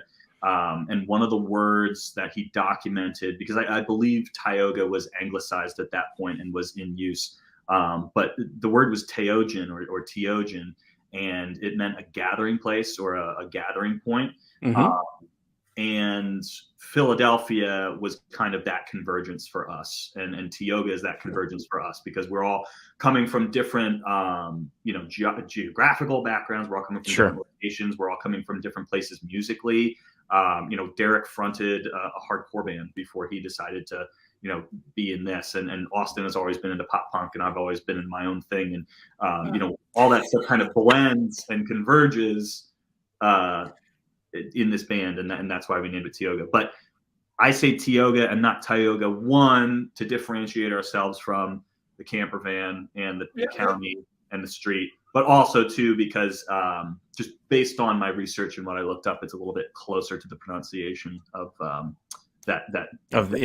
that's awesome. That's a great. That's a way more interesting answer than I thought I was going to get. That's really, no, it is. I don't know. Welcome. Hey. Hello, Freak. Hello, Sammy. Hi. How's it going? Hi. How did it start? Like as a young musician or a person who's gonna, start playing music, you get attracted to funk music, bass, whatever. How did that all start for you, Freak? Yeah, well, I mean, definitely. I always say, I'm sure no matter what part of the world I grew up in, I'd be playing music no matter where I was. But sure. Cincinnati definitely had a huge impact. Cincinnati, for those that you don't know, has a pretty deep and rich history of funk, going all the way back to almost all the James Brown hits that were recorded here in Cincinnati back in the late 60s and early 1970s, King Records. And then that kind of stemmed, obviously, that's how Bootsy kind of got discovered, because he was from Cincinnati and James was looking for a bass player. And so he jumped on with him there. And then you moved into the 80s with bands like Midnight Star and Zap and Zapper from Dayton, which is basically 45 minutes up the road from Cincinnati, Ohio Players, Lakeside. It just goes on. And so there's always been this really rich funk history here. And I mean, I can remember like it was yesterday. I was at the hardware store with my dad. I was probably 7 or 8 years old, and a gentleman walked by the window. They had a big window in front, and he had a huge boombox, and it was More Bounce to the Ounce by Zap was playing. And I didn't know that's what it was at the time. All I just heard was this thumping bass, and it was coming at me, and I was like, and I was just kind of starting to get into music. I was playing drums a little bit at that point, and I was like, that's whatever I'm hearing on that boombox. I'm not even sure what that is I'm hearing on that boombox, but that's the type of music and that's the type of sounds I want to. But I want more of that. Yeah, I always talk about it, like somewhere around 7 and 9, it'll happen, and then again at like 16, there's a song that like changes your ears forever. And that's it. You're right. And that was that for you. And it was it was definitely Zap, More Bounce to the Ounce. And then on the visual side, there's two big things. Like everybody will ask, and maybe we'll talk about this, but everybody's like, always asking about the way I dress and all that kind of stuff. For me, it was always the music and the visual happened simultaneously. It wasn't a separate thing. And so I remember being, for instance, on the visual thing, there were two kind of big moments. One was, I was probably 5th or 6th grade. I was on my mom's couch, like probably up too late, half awake, half asleep. And I remember the video for Ashes to Ashes from David Bowie came on, and I didn't even know what I was like, am I dreaming? What is this? Am I dreaming? It was so weird looking. And then I was like it was like hypnotizing. And then, a little bit before that, downtown Cincinnati, there used to be a record store down there, and they had this huge cardboard cutout of Bootsy. He looked like, I didn't even know he was a musician. He just looked like a freaking superhero to me, standing there with his hands waist. And I was like, what is this? All those kind of things all kind of came together, and they kind of spawned themselves at the same time. Yeah. So Bootsy Collins, if you don't know that Bootsy Collins, like he's a big deal. So, and then the bigger deal about it all is that he gave you your name, correct? Yeah. It was the Cliff Notes version. I was one of the first times I went over and recorded over at his studio. And it was crazy that whole day. And that's one of those days I can remember almost every second of it. But, he opened the door first, and he looked like he was 20 feet tall. And he's Bootsy is tall, but it was just like. And he wears those Gene Simmons boots. Yeah. Too. But, he was in studio mode. So he was like being, he was producing and engineering a song that I was playing on. It was for this label called P-Vine, which is a funk label out of Japan.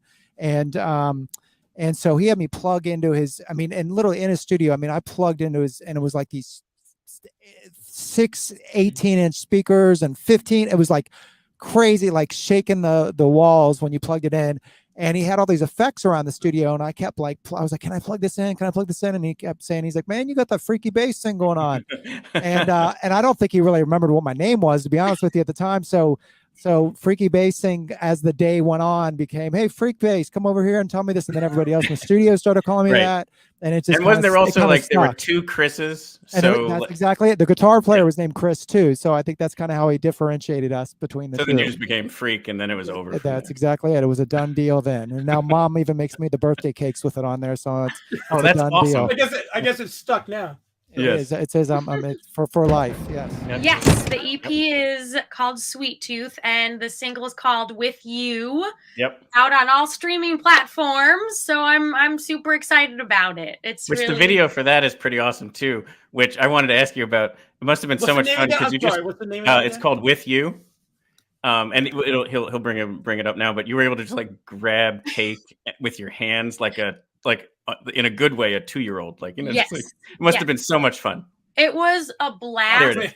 And I just love the idea of, like being all like music video ready and stuff. Yep, and like digging into this like beautiful cake and like eating it. And actually, it started on a Freak Bass tour. I do this thing on Instagram sometimes called Sammy Eats, where like I'll eat a new food. So it's sort of like, again, happened like very naturally. I was like, oh, this sort of is kind of like Sammy Eats, and I eat a cake. Like, I've done this before. This isn't Sure.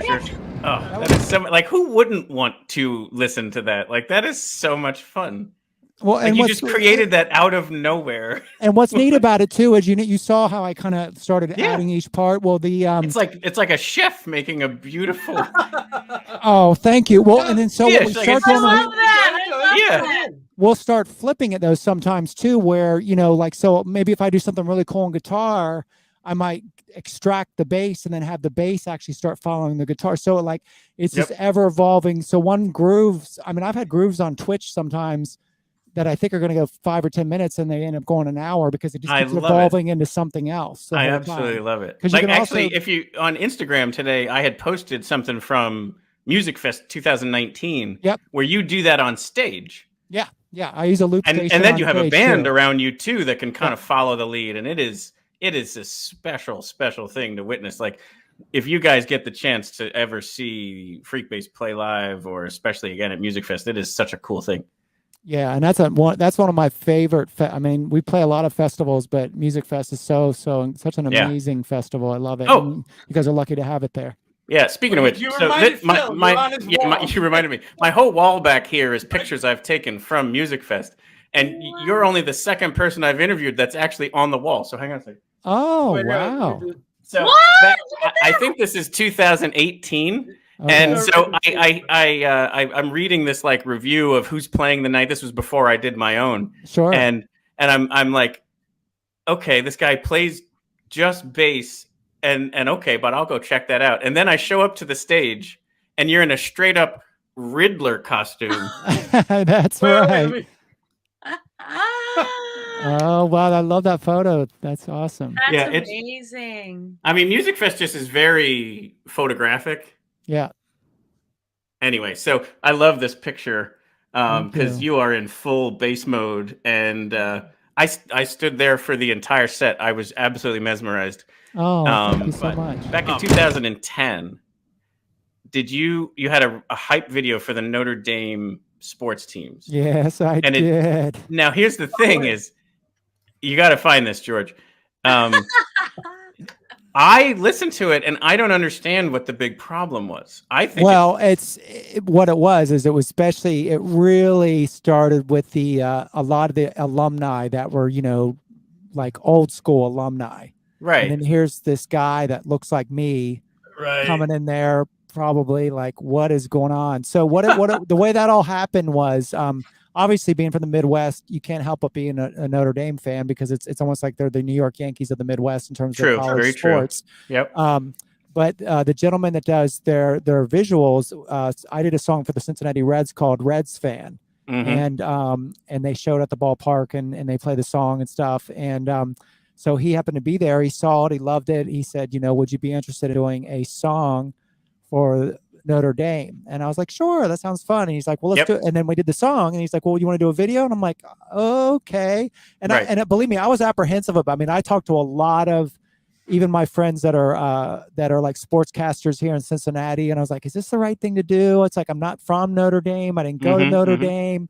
And so I get it wasn't like I get that, if someone came in here, looked like me and was doing a song about the Reds, I'd be like, dude, what's going on? You're not a Cincinnati guy. So I get all that. So it was, but it was crazy. I mean, the blowback was extreme for a few days. Really? I mean, it was crazy. When I read and it was stuff usually on- older people. Like the Democrat, usually the younger folks like dug it, but it was like the folks that were like the alumni types. They were Players like, didn't get it at all. Yeah. right. And it was like, it's like sacred ground type stuff, and I get it. And it's like, I'm not, there's the Reds fan one. Right. Exactly. So I get whether, sports are a very personal thing to people, and I get it. And, and I just thought it was going to be kind of an afterthought video, and it just kind of like went kind of viral there for a few days. And, but you live and learn. It's all good. And it's wild what people get mad about over, you can never really tell. It's like, you're not going in there with any bad intentions. No, not at all. It was to honor everything. And it was like, I felt hugely honored to be able to even like to be in this sacred hall, I guess you could say. And, it's an amazing franchise, and it's got an amazing history, just like the Reds did. So, but again, I totally get, they actually last year, a reporter came out from The Atlantic, which is a big sports thing. And they did an article. He actually came to our show, and he was actually at our Ludlow Garage show, Sammy. I don't know if you knew that or not. Yeah. And, great guy. And he wrote a really nice piece. It was very, very balanced. And and to me, it's like amazing. I still see, that was 2010. It's 2022, 12 years ago. Not all the time like it was, of course, one time, but every once in a while, I'll still, especially with amongst the Notre Dame community, that is, I'll still see some talk about that. And then I'm like, wow, that's crazy. People still talk, but And I did, like I said, like I read the articles and I'm like, wow, he must have really blown it. And I go back and I watch it. And I'm like, this is good. Like it's a hype video. Like, you're not winning a Nobel Peace Prize. Like, it was just to get people psyched for a game. Like, you know what it is? It's probably like one guy. It's just like that one guy. Right. I get it. Yeah. Yeah. So anyway, I only brought it up only because I thought there was all of that blowback was totally off base and completely wrong. And I want people to, know that the truth behind it all was that it was great. I mean, so anyway, I think I got the record straight tonight. I'm setting the record straight. Right.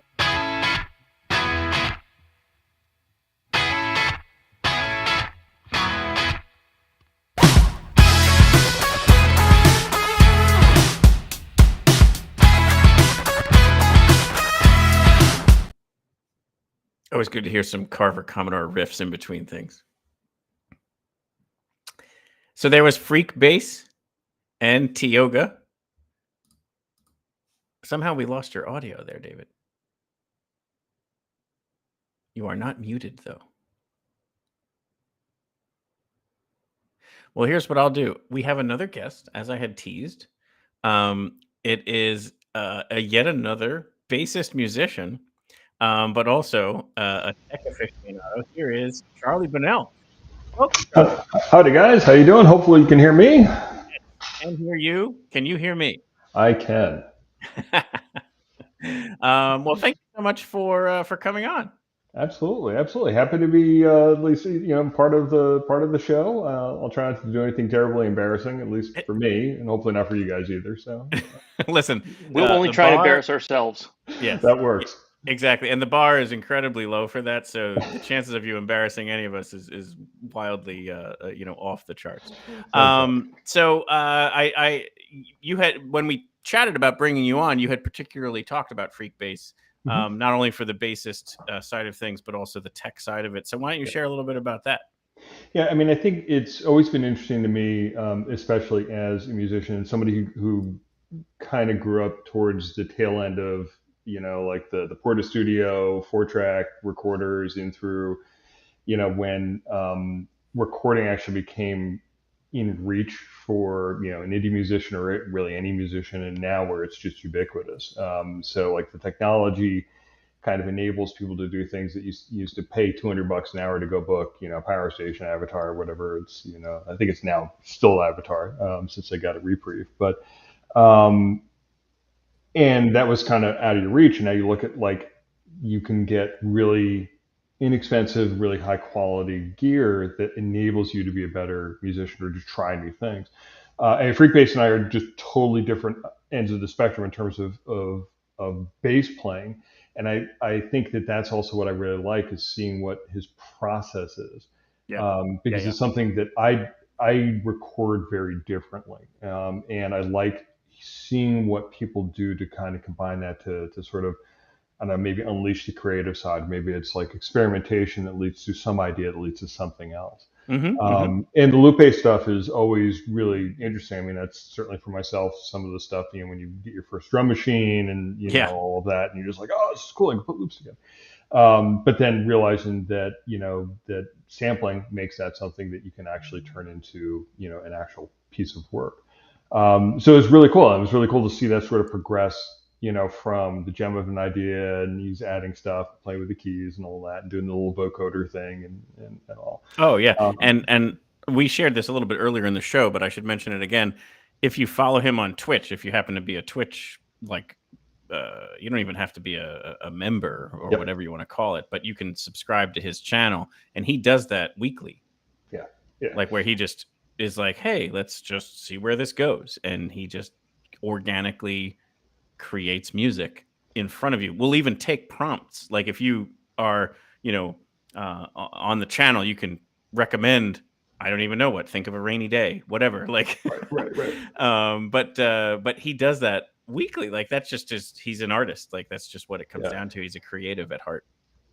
I think also like those different ways of reaching an audience and finding, so it's no longer, let me go find a few hundred people that are willing to come out on, Tuesday night at 7 p.m. in the city or whatever. Or 8:18 like we are right now. Exactly. But finding folks, where they want to be met, and then also really kind of tuning that for them. And so like that ease, and maybe it's not, ease is not really the right term, but like the fact that it is almost kind of democratized that in a way that, I mean, streaming certainly has, and the revenue models for streaming, certainly like on the Spotify's and everything, is not really great for musicians. No, it's really bad for musicians. Yeah. So I think we were talking recently, like if you buy like a T-shirt, it's worth like 6 million streams or something like that. It's a crazy number. It's not quite that high, but still, go buy direct from the musicians if you can. Absolutely. Like, and from what I understand, I mean, I'm no longer in any semblance of touring or anything like that, but like the merch is where you are going to basically keep the tour going and, wind up paying for your apartment or all of that. And so finding those other ways of reaching an audience and getting, alternate streams of revenue. I mean, that's really important, to keep folks afloat. Right. Yeah. And not only alternate, but direct. Like I said, like buying either T-shirts, vinyl, the tickets to the show. Those are way more lucrative than listening to them or buying on iTunes or whatever. Exactly. Yeah. A fraction of a cent, times however many streams isn't going to, not going to pay your bills. So. Right. Yeah. But any other artists that you tuned in for that you found interesting or you were exposed to on this?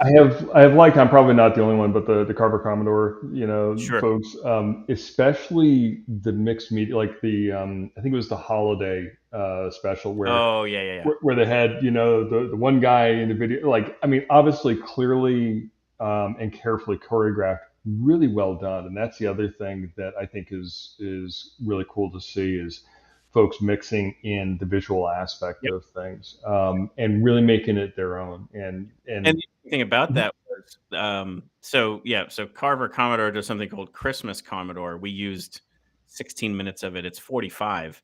So come this November, December, go check it out.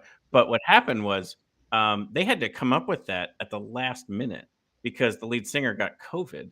And we're talking December 2020. So it was before vaccines, before we knew that the majority of the general public would be safe, especially if they got. So you're talking about back then, he gets COVID and they had to say, well, we already got this Christmas like special planned. So they figured out how to do it with multimedia and, recording to a click and all this other kind of stuff. And like, that just also speaks to how talented they are, because they figured out a way to make it look like it was almost like the plan all along.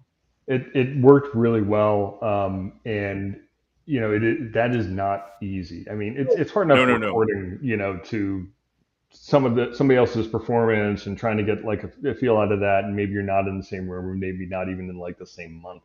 Yeah, right. But then to do that to picture, yes, and to make it work, yes. I thought that was really cool, and it's a reminder that it's like show must go on, but correct. But also it's about entertainment. I mean that's what all of this is about. So like that really impressed me. And there are a bunch of other folks that would listen to. Again, like some of that's the process of how they come up with things, some of that's performance, some of that's the realities of being a musician these days. That I just really enjoy tuning in. Awesome. Yeah, no, I really appreciate it, because I know, again, like as a musician, but then also as a lover of music, like it's just cool to connect with people who are like, you don't have to always love it. Like, the whole point here is that we're just trying to find something new and different that you haven't heard of before. And even if you don't, it's not your thing. It might be like, well, no, I have respect for it, or like, I could see why somebody would like that. It's just not for me, but maybe the next one will be, or next week, or next month, or whatever. Yeah. I'm sort of reminded of, it was probably late 90s or something, maybe mid 90s. It was like our first real gig in New York City, and at the Spiral, which everybody plays, it's whatever on Houston, I think. And the band before us was just like hardcore metal band, and we're sort of like like straight ahead rock, and we're just like, oh, this is. Hey, they were awesome. They were really, really good. Sure. Blew my eardrums out. But it's the kind of thing where I'm just like, that's what you're supposed to do. Yeah, I'm like, not totally my bag, but I'm like, they're pretty awesome. I don't know whatever happened to them. Yeah. Yeah. And a little. So, what's the name of your band again? It's Copper Dalton. Yeah, and then if I remember right, like I asked you, I was like, "So what song should I check out?" Because I'm always looking like, and you were like, "Well, it's kind of like concept albums and whatnot." I don't know if you wanted to share a little bit about that. I'm in on that. I knew David would be all about this. Yeah. So we were, and I'm still in touch with the guys, and maybe we'll put something together. And we've been playing together since we were, literally kids. I went to grade school with Chris and Joe, the drummer and lead singer, guitarist, and we were playing like through high school, and then started doing originals after college and all that stuff. We released an EP in '99, first album in 2002, and then just kind of kept recording and building this huge body of work.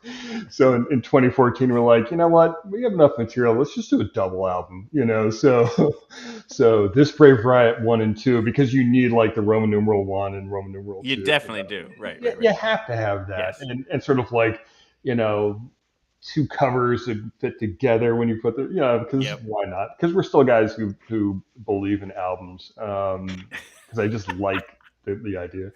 And at this point, it's just one giant song. It's like a 2.5 hour song. Is it? Pretty much. Yeah. And it runs. We actually did think about for a second. I was like, we can actually turn this into like a full blown like Lamb Lies Down on Broadway concept. We decided not to, because there just wasn't enough to put the streams together. You didn't have Peter Gabriel available for costuming? No, unfortunately. So, we probably could have put a call in, but I'm not sure he's taking our calls these days. I would love to. I'm a huge PG fan, so. Mm-hmm. And then we released another. So that was 2014. We released another couple of albums that were non-related to each other in 2017. So, maybe we'll do another couple in a couple of years, because why not? Yeah, no, you absolutely should. And then also we can announce releases on this live stream. Awesome. Well, the next time we put the band back together. So yes, yeah. Once we figure out something to call it the pandemic. So yes, exactly. So well, thank you so much, Charlie. This was great. Yeah. So happy you joined us and shared some of that, and hopefully continue to connect and talk about bands and music, and bring in some flavor for you to enjoy. Sounds great. Really appreciate it. Keep up the great work, guys. Awesome. Thanks so much, Charlie. You got it. Take care. So, one last month to recap. This has been month such are we on now? Is it we are March? This will be April. April. March was track. the one we just did. Yes. But yeah, I mean, for me, this was a lovely like stroll through memory lane and kind of looking at not only just in awe of the people who came on and shared their stories, but like the progression of the interview and you know and the way that we would set things up or prep for them or whatever. So like it just made me like super pumped and excited for not only how far this has come, but also like where this is headed. I mean, like I'm just super excited for. We already have June, July, August pretty much scheduled, booked, figured out, and this is true. And then we're gonna most likely get September and October like laid out based on who shows up for Music Fest and when we talk with them there. So like the fall will not be a challenge to build out, but very, very excited for. We talked about, you know, June is Mike Maines and the Branches and Bright Dog Red, but July, I can't believe who came on for July. Like we'll hold that off for now just to make sure things fall into place 100%. But schedules are wonky. Yes, yeah. I mean, July involves first Tuesday of the month. July is a tough one because it's always close to 4th of July. November is always tough because it's always close to Election Day. So like there might be the adjustments in certain months, or we could pre-record and play it live, whatever. A little peek behind the kimono there, but the whole point being that really, really excited for the continual like you know artists that are interested saying yes and then booking to come on the show. So can't wait to deliver those announcements and the actual interviews because it's going to be really cool. So let's pull up April. In April, what we had on was John Altieri from Red Barat. Red Barat is a wonderful band, and they're actually performing a free show here in June in Bethlehem on the Steel Stacks, the Levitt stage. Correct. Should be exciting. Yeah, Thursday the 23rd is, I believe, the date for that. So definitely be there. Definitely come out if you can. They're a wonderful performance, and Altieri is the sousaphonist, which if you heard in an Accidentals interview, I mentioned the sousaphone because I had booked that thing. So it was leave me like little sprinkling little nuggets out there. I'm just happy that we've kept the number of guitar players to a minimum. We've had sousaphone players, we've had cellists, we've had violinists. We now, you know, plenty of bassists. Bassists, yeah. We'll keep those guitar players where they need to be. Yeah, there's plenty of them. Yeah, exactly. And then the second half of the show is Whitehall, which I love their sound, and you'll find them to be, I think, incredibly engaging bunch of guys. They opened for Carver Commodore. And so when I saw that show here in PA, November, not only, again, just like all the other stories, not only were they an amazing musician, but they came out afterwards and they were like incredibly nice, down to earth people to talk to. And I said, hey, you should submit to Music Fest. And they hadn't really heard of the festival before. So I chatted with them about it. They submitted, they're going to play. So they have a slot for the upcoming festival. And then I said, and also, why don't you come on the show? And so they did that too. So like, just really, really good, awesome sound. I always find it interesting, like when we get into these musicians, obviously Accidentals Freak-based, like there's something unique and different that they're bringing to the table. But also when someone can just be, and I don't mean this any way other than respectfully, but like if it can be just lead guitar, rhythm guitar, bass, and drums, but it still jumps off the stage, it's like, that's really special too, because it's sure, like, of course, you're not using any unique or different instrument, but yet you're still creating excellence. And it's like, I don't know how you do that. It's like a special skill and talent that obviously is something we're trying to bottle up and bring here. But I just found them to be very impressive. Yeah, I didn't get to go to that Carver Commodore show with you. And so my first exposure was via the stream. Yeah. And, you know, I'm looking forward to seeing them at Music Fest. It's, you know, they're on the list, you know, so as we whittle that down and try and be in 2 places or 3 places at once. Correct. And so it'll be really exciting to get a chance to actually, you know, stand in front of a stage and see them do their thing. Totally. Yeah. And I think they're going to feel the energy. They're just that kind of crew that I think they don't really know what they're in for. So when they show up, and shockingly, they're named after an area that's close to us, but not have anything to do with that. Right? Yeah. When that came about, people were like, "Oh, it's a local band." I'm like, "Nope, South Carolina." But anyway, so here is a look back to April 2022, and then we'll come right back and wrap things up, and then we will take our first steps towards our own 2 feet.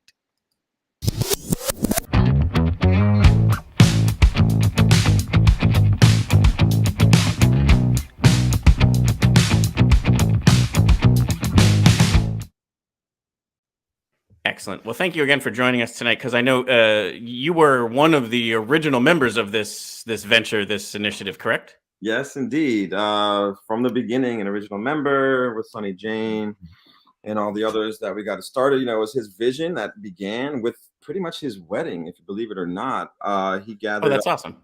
Yeah, so the Barat is a procession in an Indian wedding that begins the day, where the groom gets on a horse with his family in the streets and goes to the bride's home. And it's a lot of joyous dancing in the streets and drumming in the streets and so on. It's led by the dole drum, which Sonny plays.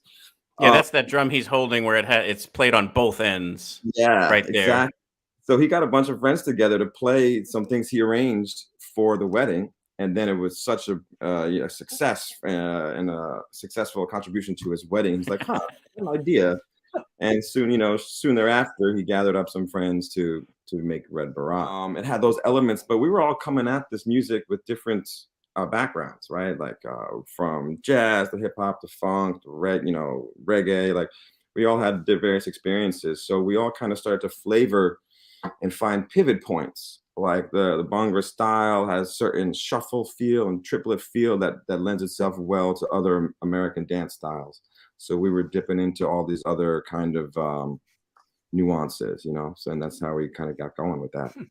That must be cool when you have those epiphanies. You're like, wait, this very Eastern sound has a matchup with this Western sound. Let's do it. Yes, exactly. That's very cool. Yeah, those were fun little moments of like, aha, yes, this will work. Maybe take a moment for some people, because obviously we're talking about the sousaphone, which is your instrument.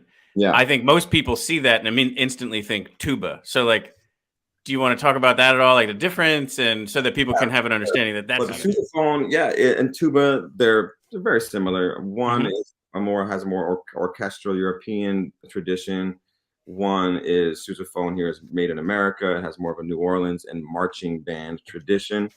And that's the difference. So therefore it was invented by John Philip Sousa, hence the name. And it wraps around you so you can move with it. You march in a parade or a second line in New Orleans. Oh, very interesting. Gotcha. Body. So it was designed that way so that you can essentially walk with it and move with it. Yeah. Whereas the tuba is coiled up, so you kind of more sedentary. You sit with it; it sits on your lap or on your legs, and it's harder to walk with. I imagine so. You were talking about the sousaphone and the tuba. What was your introduction to music, and why did you then specialize in those instruments that they're very common in the musical world, but for the lay person, right, that's not an instrument that you see out there in pop music so much. So, what was your kind of path? Yeah, it's fascinating. So my dad's a trumpet player and a band director. I'm from like the North Bronx, right at the border of the Bronx area, and he taught at Truman High School for decades as a band director, and he was also a tri-state area trumpet player, Catskill Mountain band leader as well in those hotel chain for many decades. So I grew up with music around the house, brass around the house. I started out on trumpet, and then I got braces, and it was too painful to play on the small mouthpiece of the trumpet. So I went to the bigger mouthpieces of trombones and tubas and really went with it from there. Went up to the Eastman School of Music in Rochester on tuba.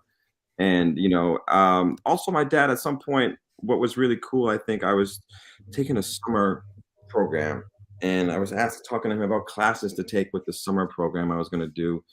And I had the choice between like European music history or world music history. And he's like, the European stuff you'll get in college, take the world stuff.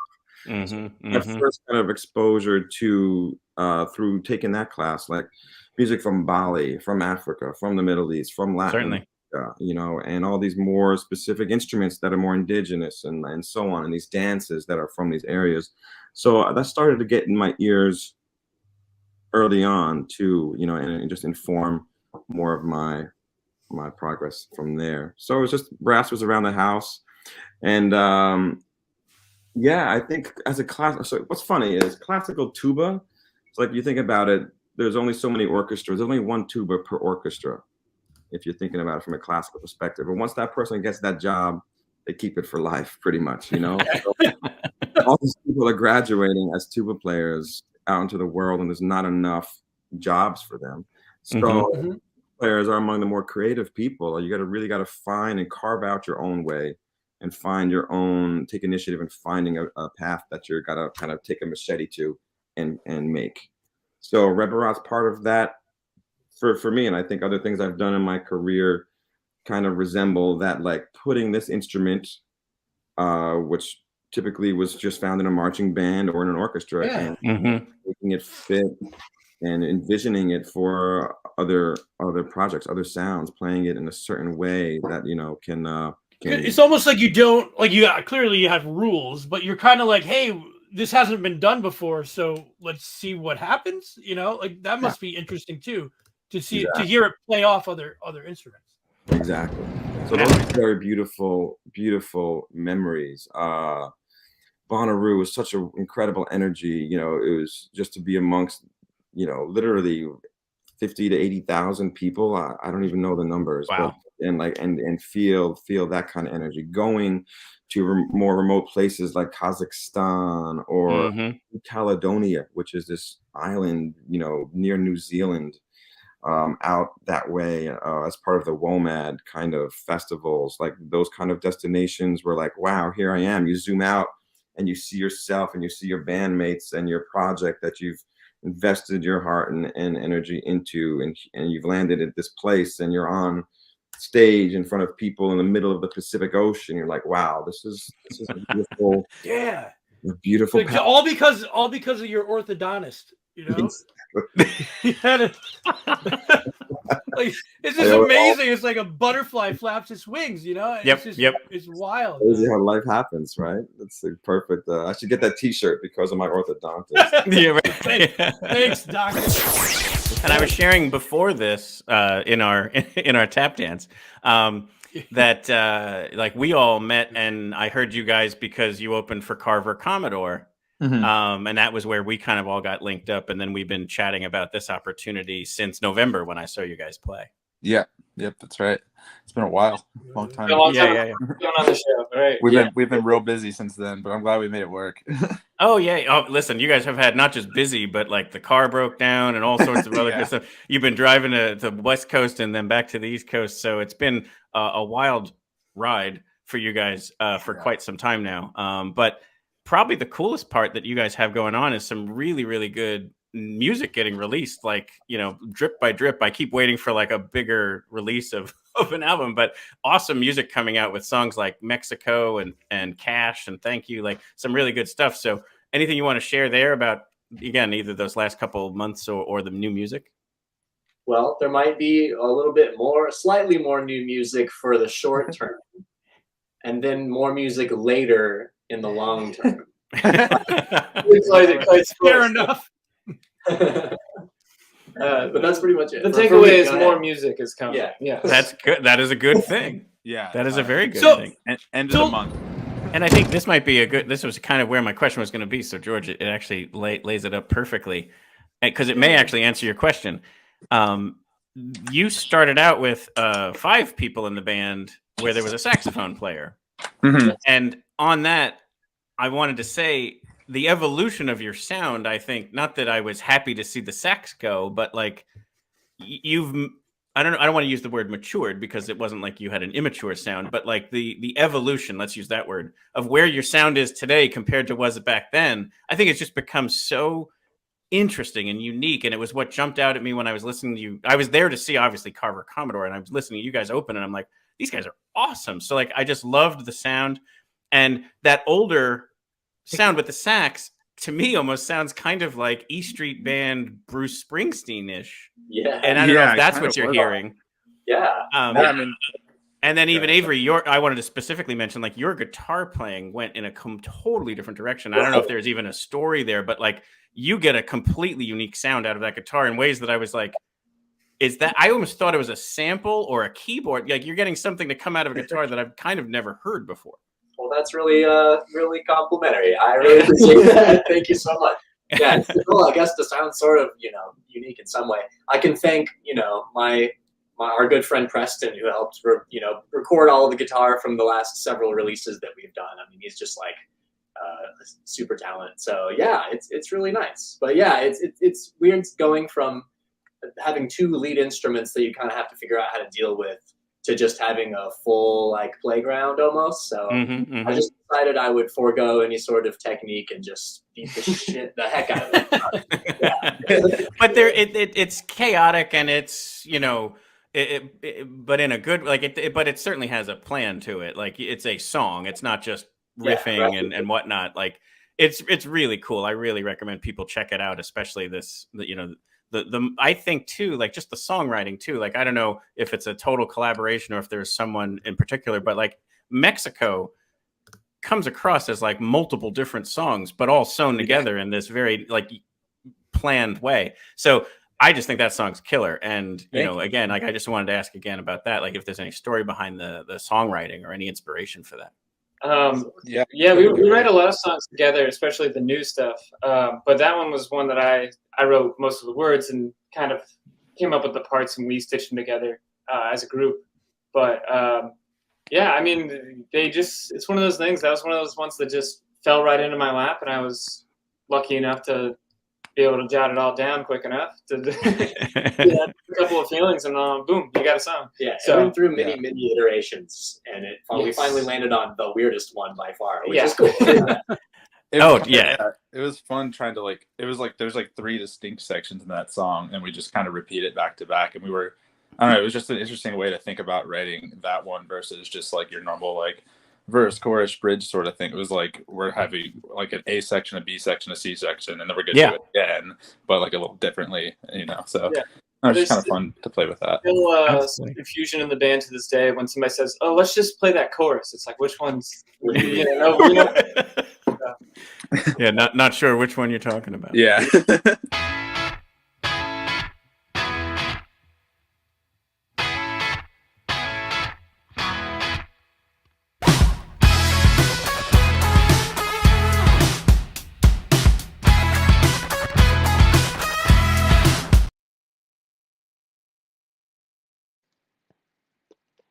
Phil, you've got Zoom 2019 muting going on. I got it before you said it. And there we have the full recap of we'll call it a year. It was 8 months.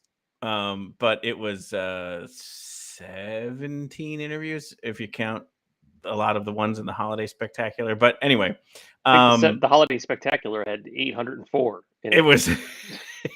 It was chock full of awesome. Well, of holiday goodness. Yes.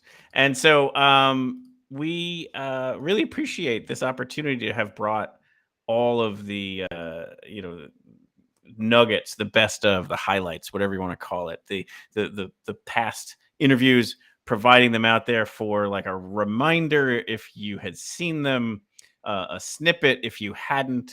Hopefully it still would inspire you to kind of maybe check those out, but at a minimum lays the groundwork and the foundation for where this is all headed. And speaking of headed, next week. So giving a softball there. So yes, so where we are headed next week, like we've said, Mike Maines and the Branches. So we're gonna have Mike Maines and Shannon Maines, both of the show, of their band, and then Joe Pinato, who is the mastermind, I guess you might say, behind Bright Dog Red, which will be a super interesting conversation. So really looking forward to that, to get into the more traditional format of what this is going to be about. Did prep for those 2 interviews, and really, again, if you enjoyed what we've done here and some of these retrospectives, these 2 will be right in that same vein. and really kind of delivering in that same kind of storytelling. Listen to that, get the backstory of the band, some of the songs they've written, get some kind of exposure to their music if they can play live, or if they can give us a recording of something to play live. Because the way Bright Dog Red is arranged, they just can't do it in the moment. It has to be something where they're set up. So they've given us some pre-recorded stuff that we can play. They can't just perform, in the moment. And that'll make more sense when we get into how they write their music. Yeah. Right. So again, a little teaser there. I think it'll be a really interesting story. And then, getting the promotions of what else they have coming up, whether that's new music releases, touring around where they might be nearby for you to check out. But overall, can't wait to see where all this goes. I'm really excited for where we're headed. That sounds great. I'm looking forward to it. It's going to be so much fun when we leap into the interviews. And now that the recaps are wrapped up. Capped? Yeah, recapped or capped. That sounds interesting. Yes. We'll see where that goes. We'll unpack that.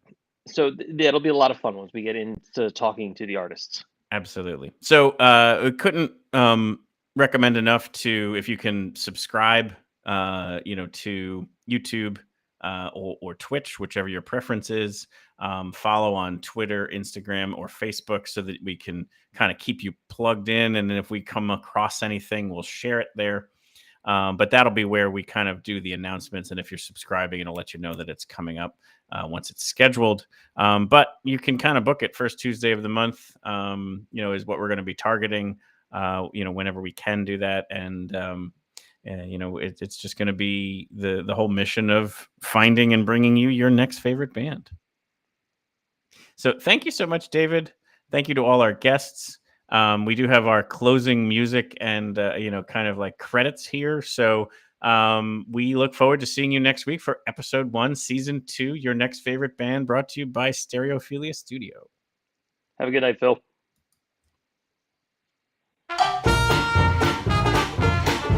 Thank you for joining us for this episode of Your Next Favorite Band.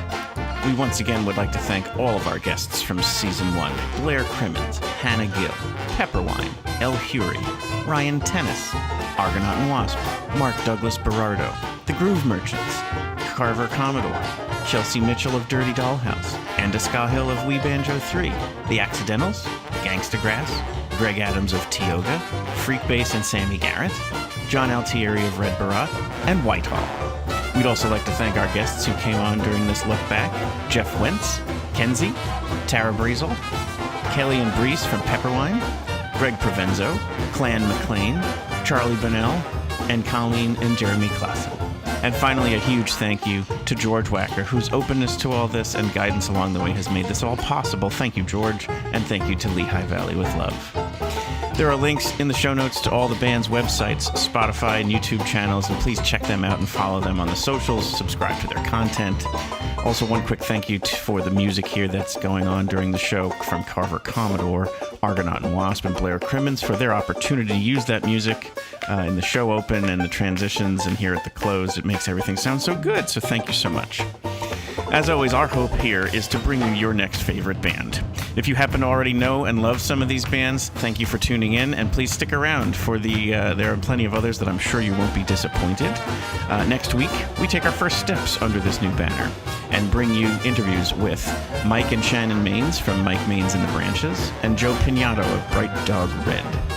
We've also got some great artists scheduled for the coming months, and a great Music Fest primer for that week before Music Fest 2022.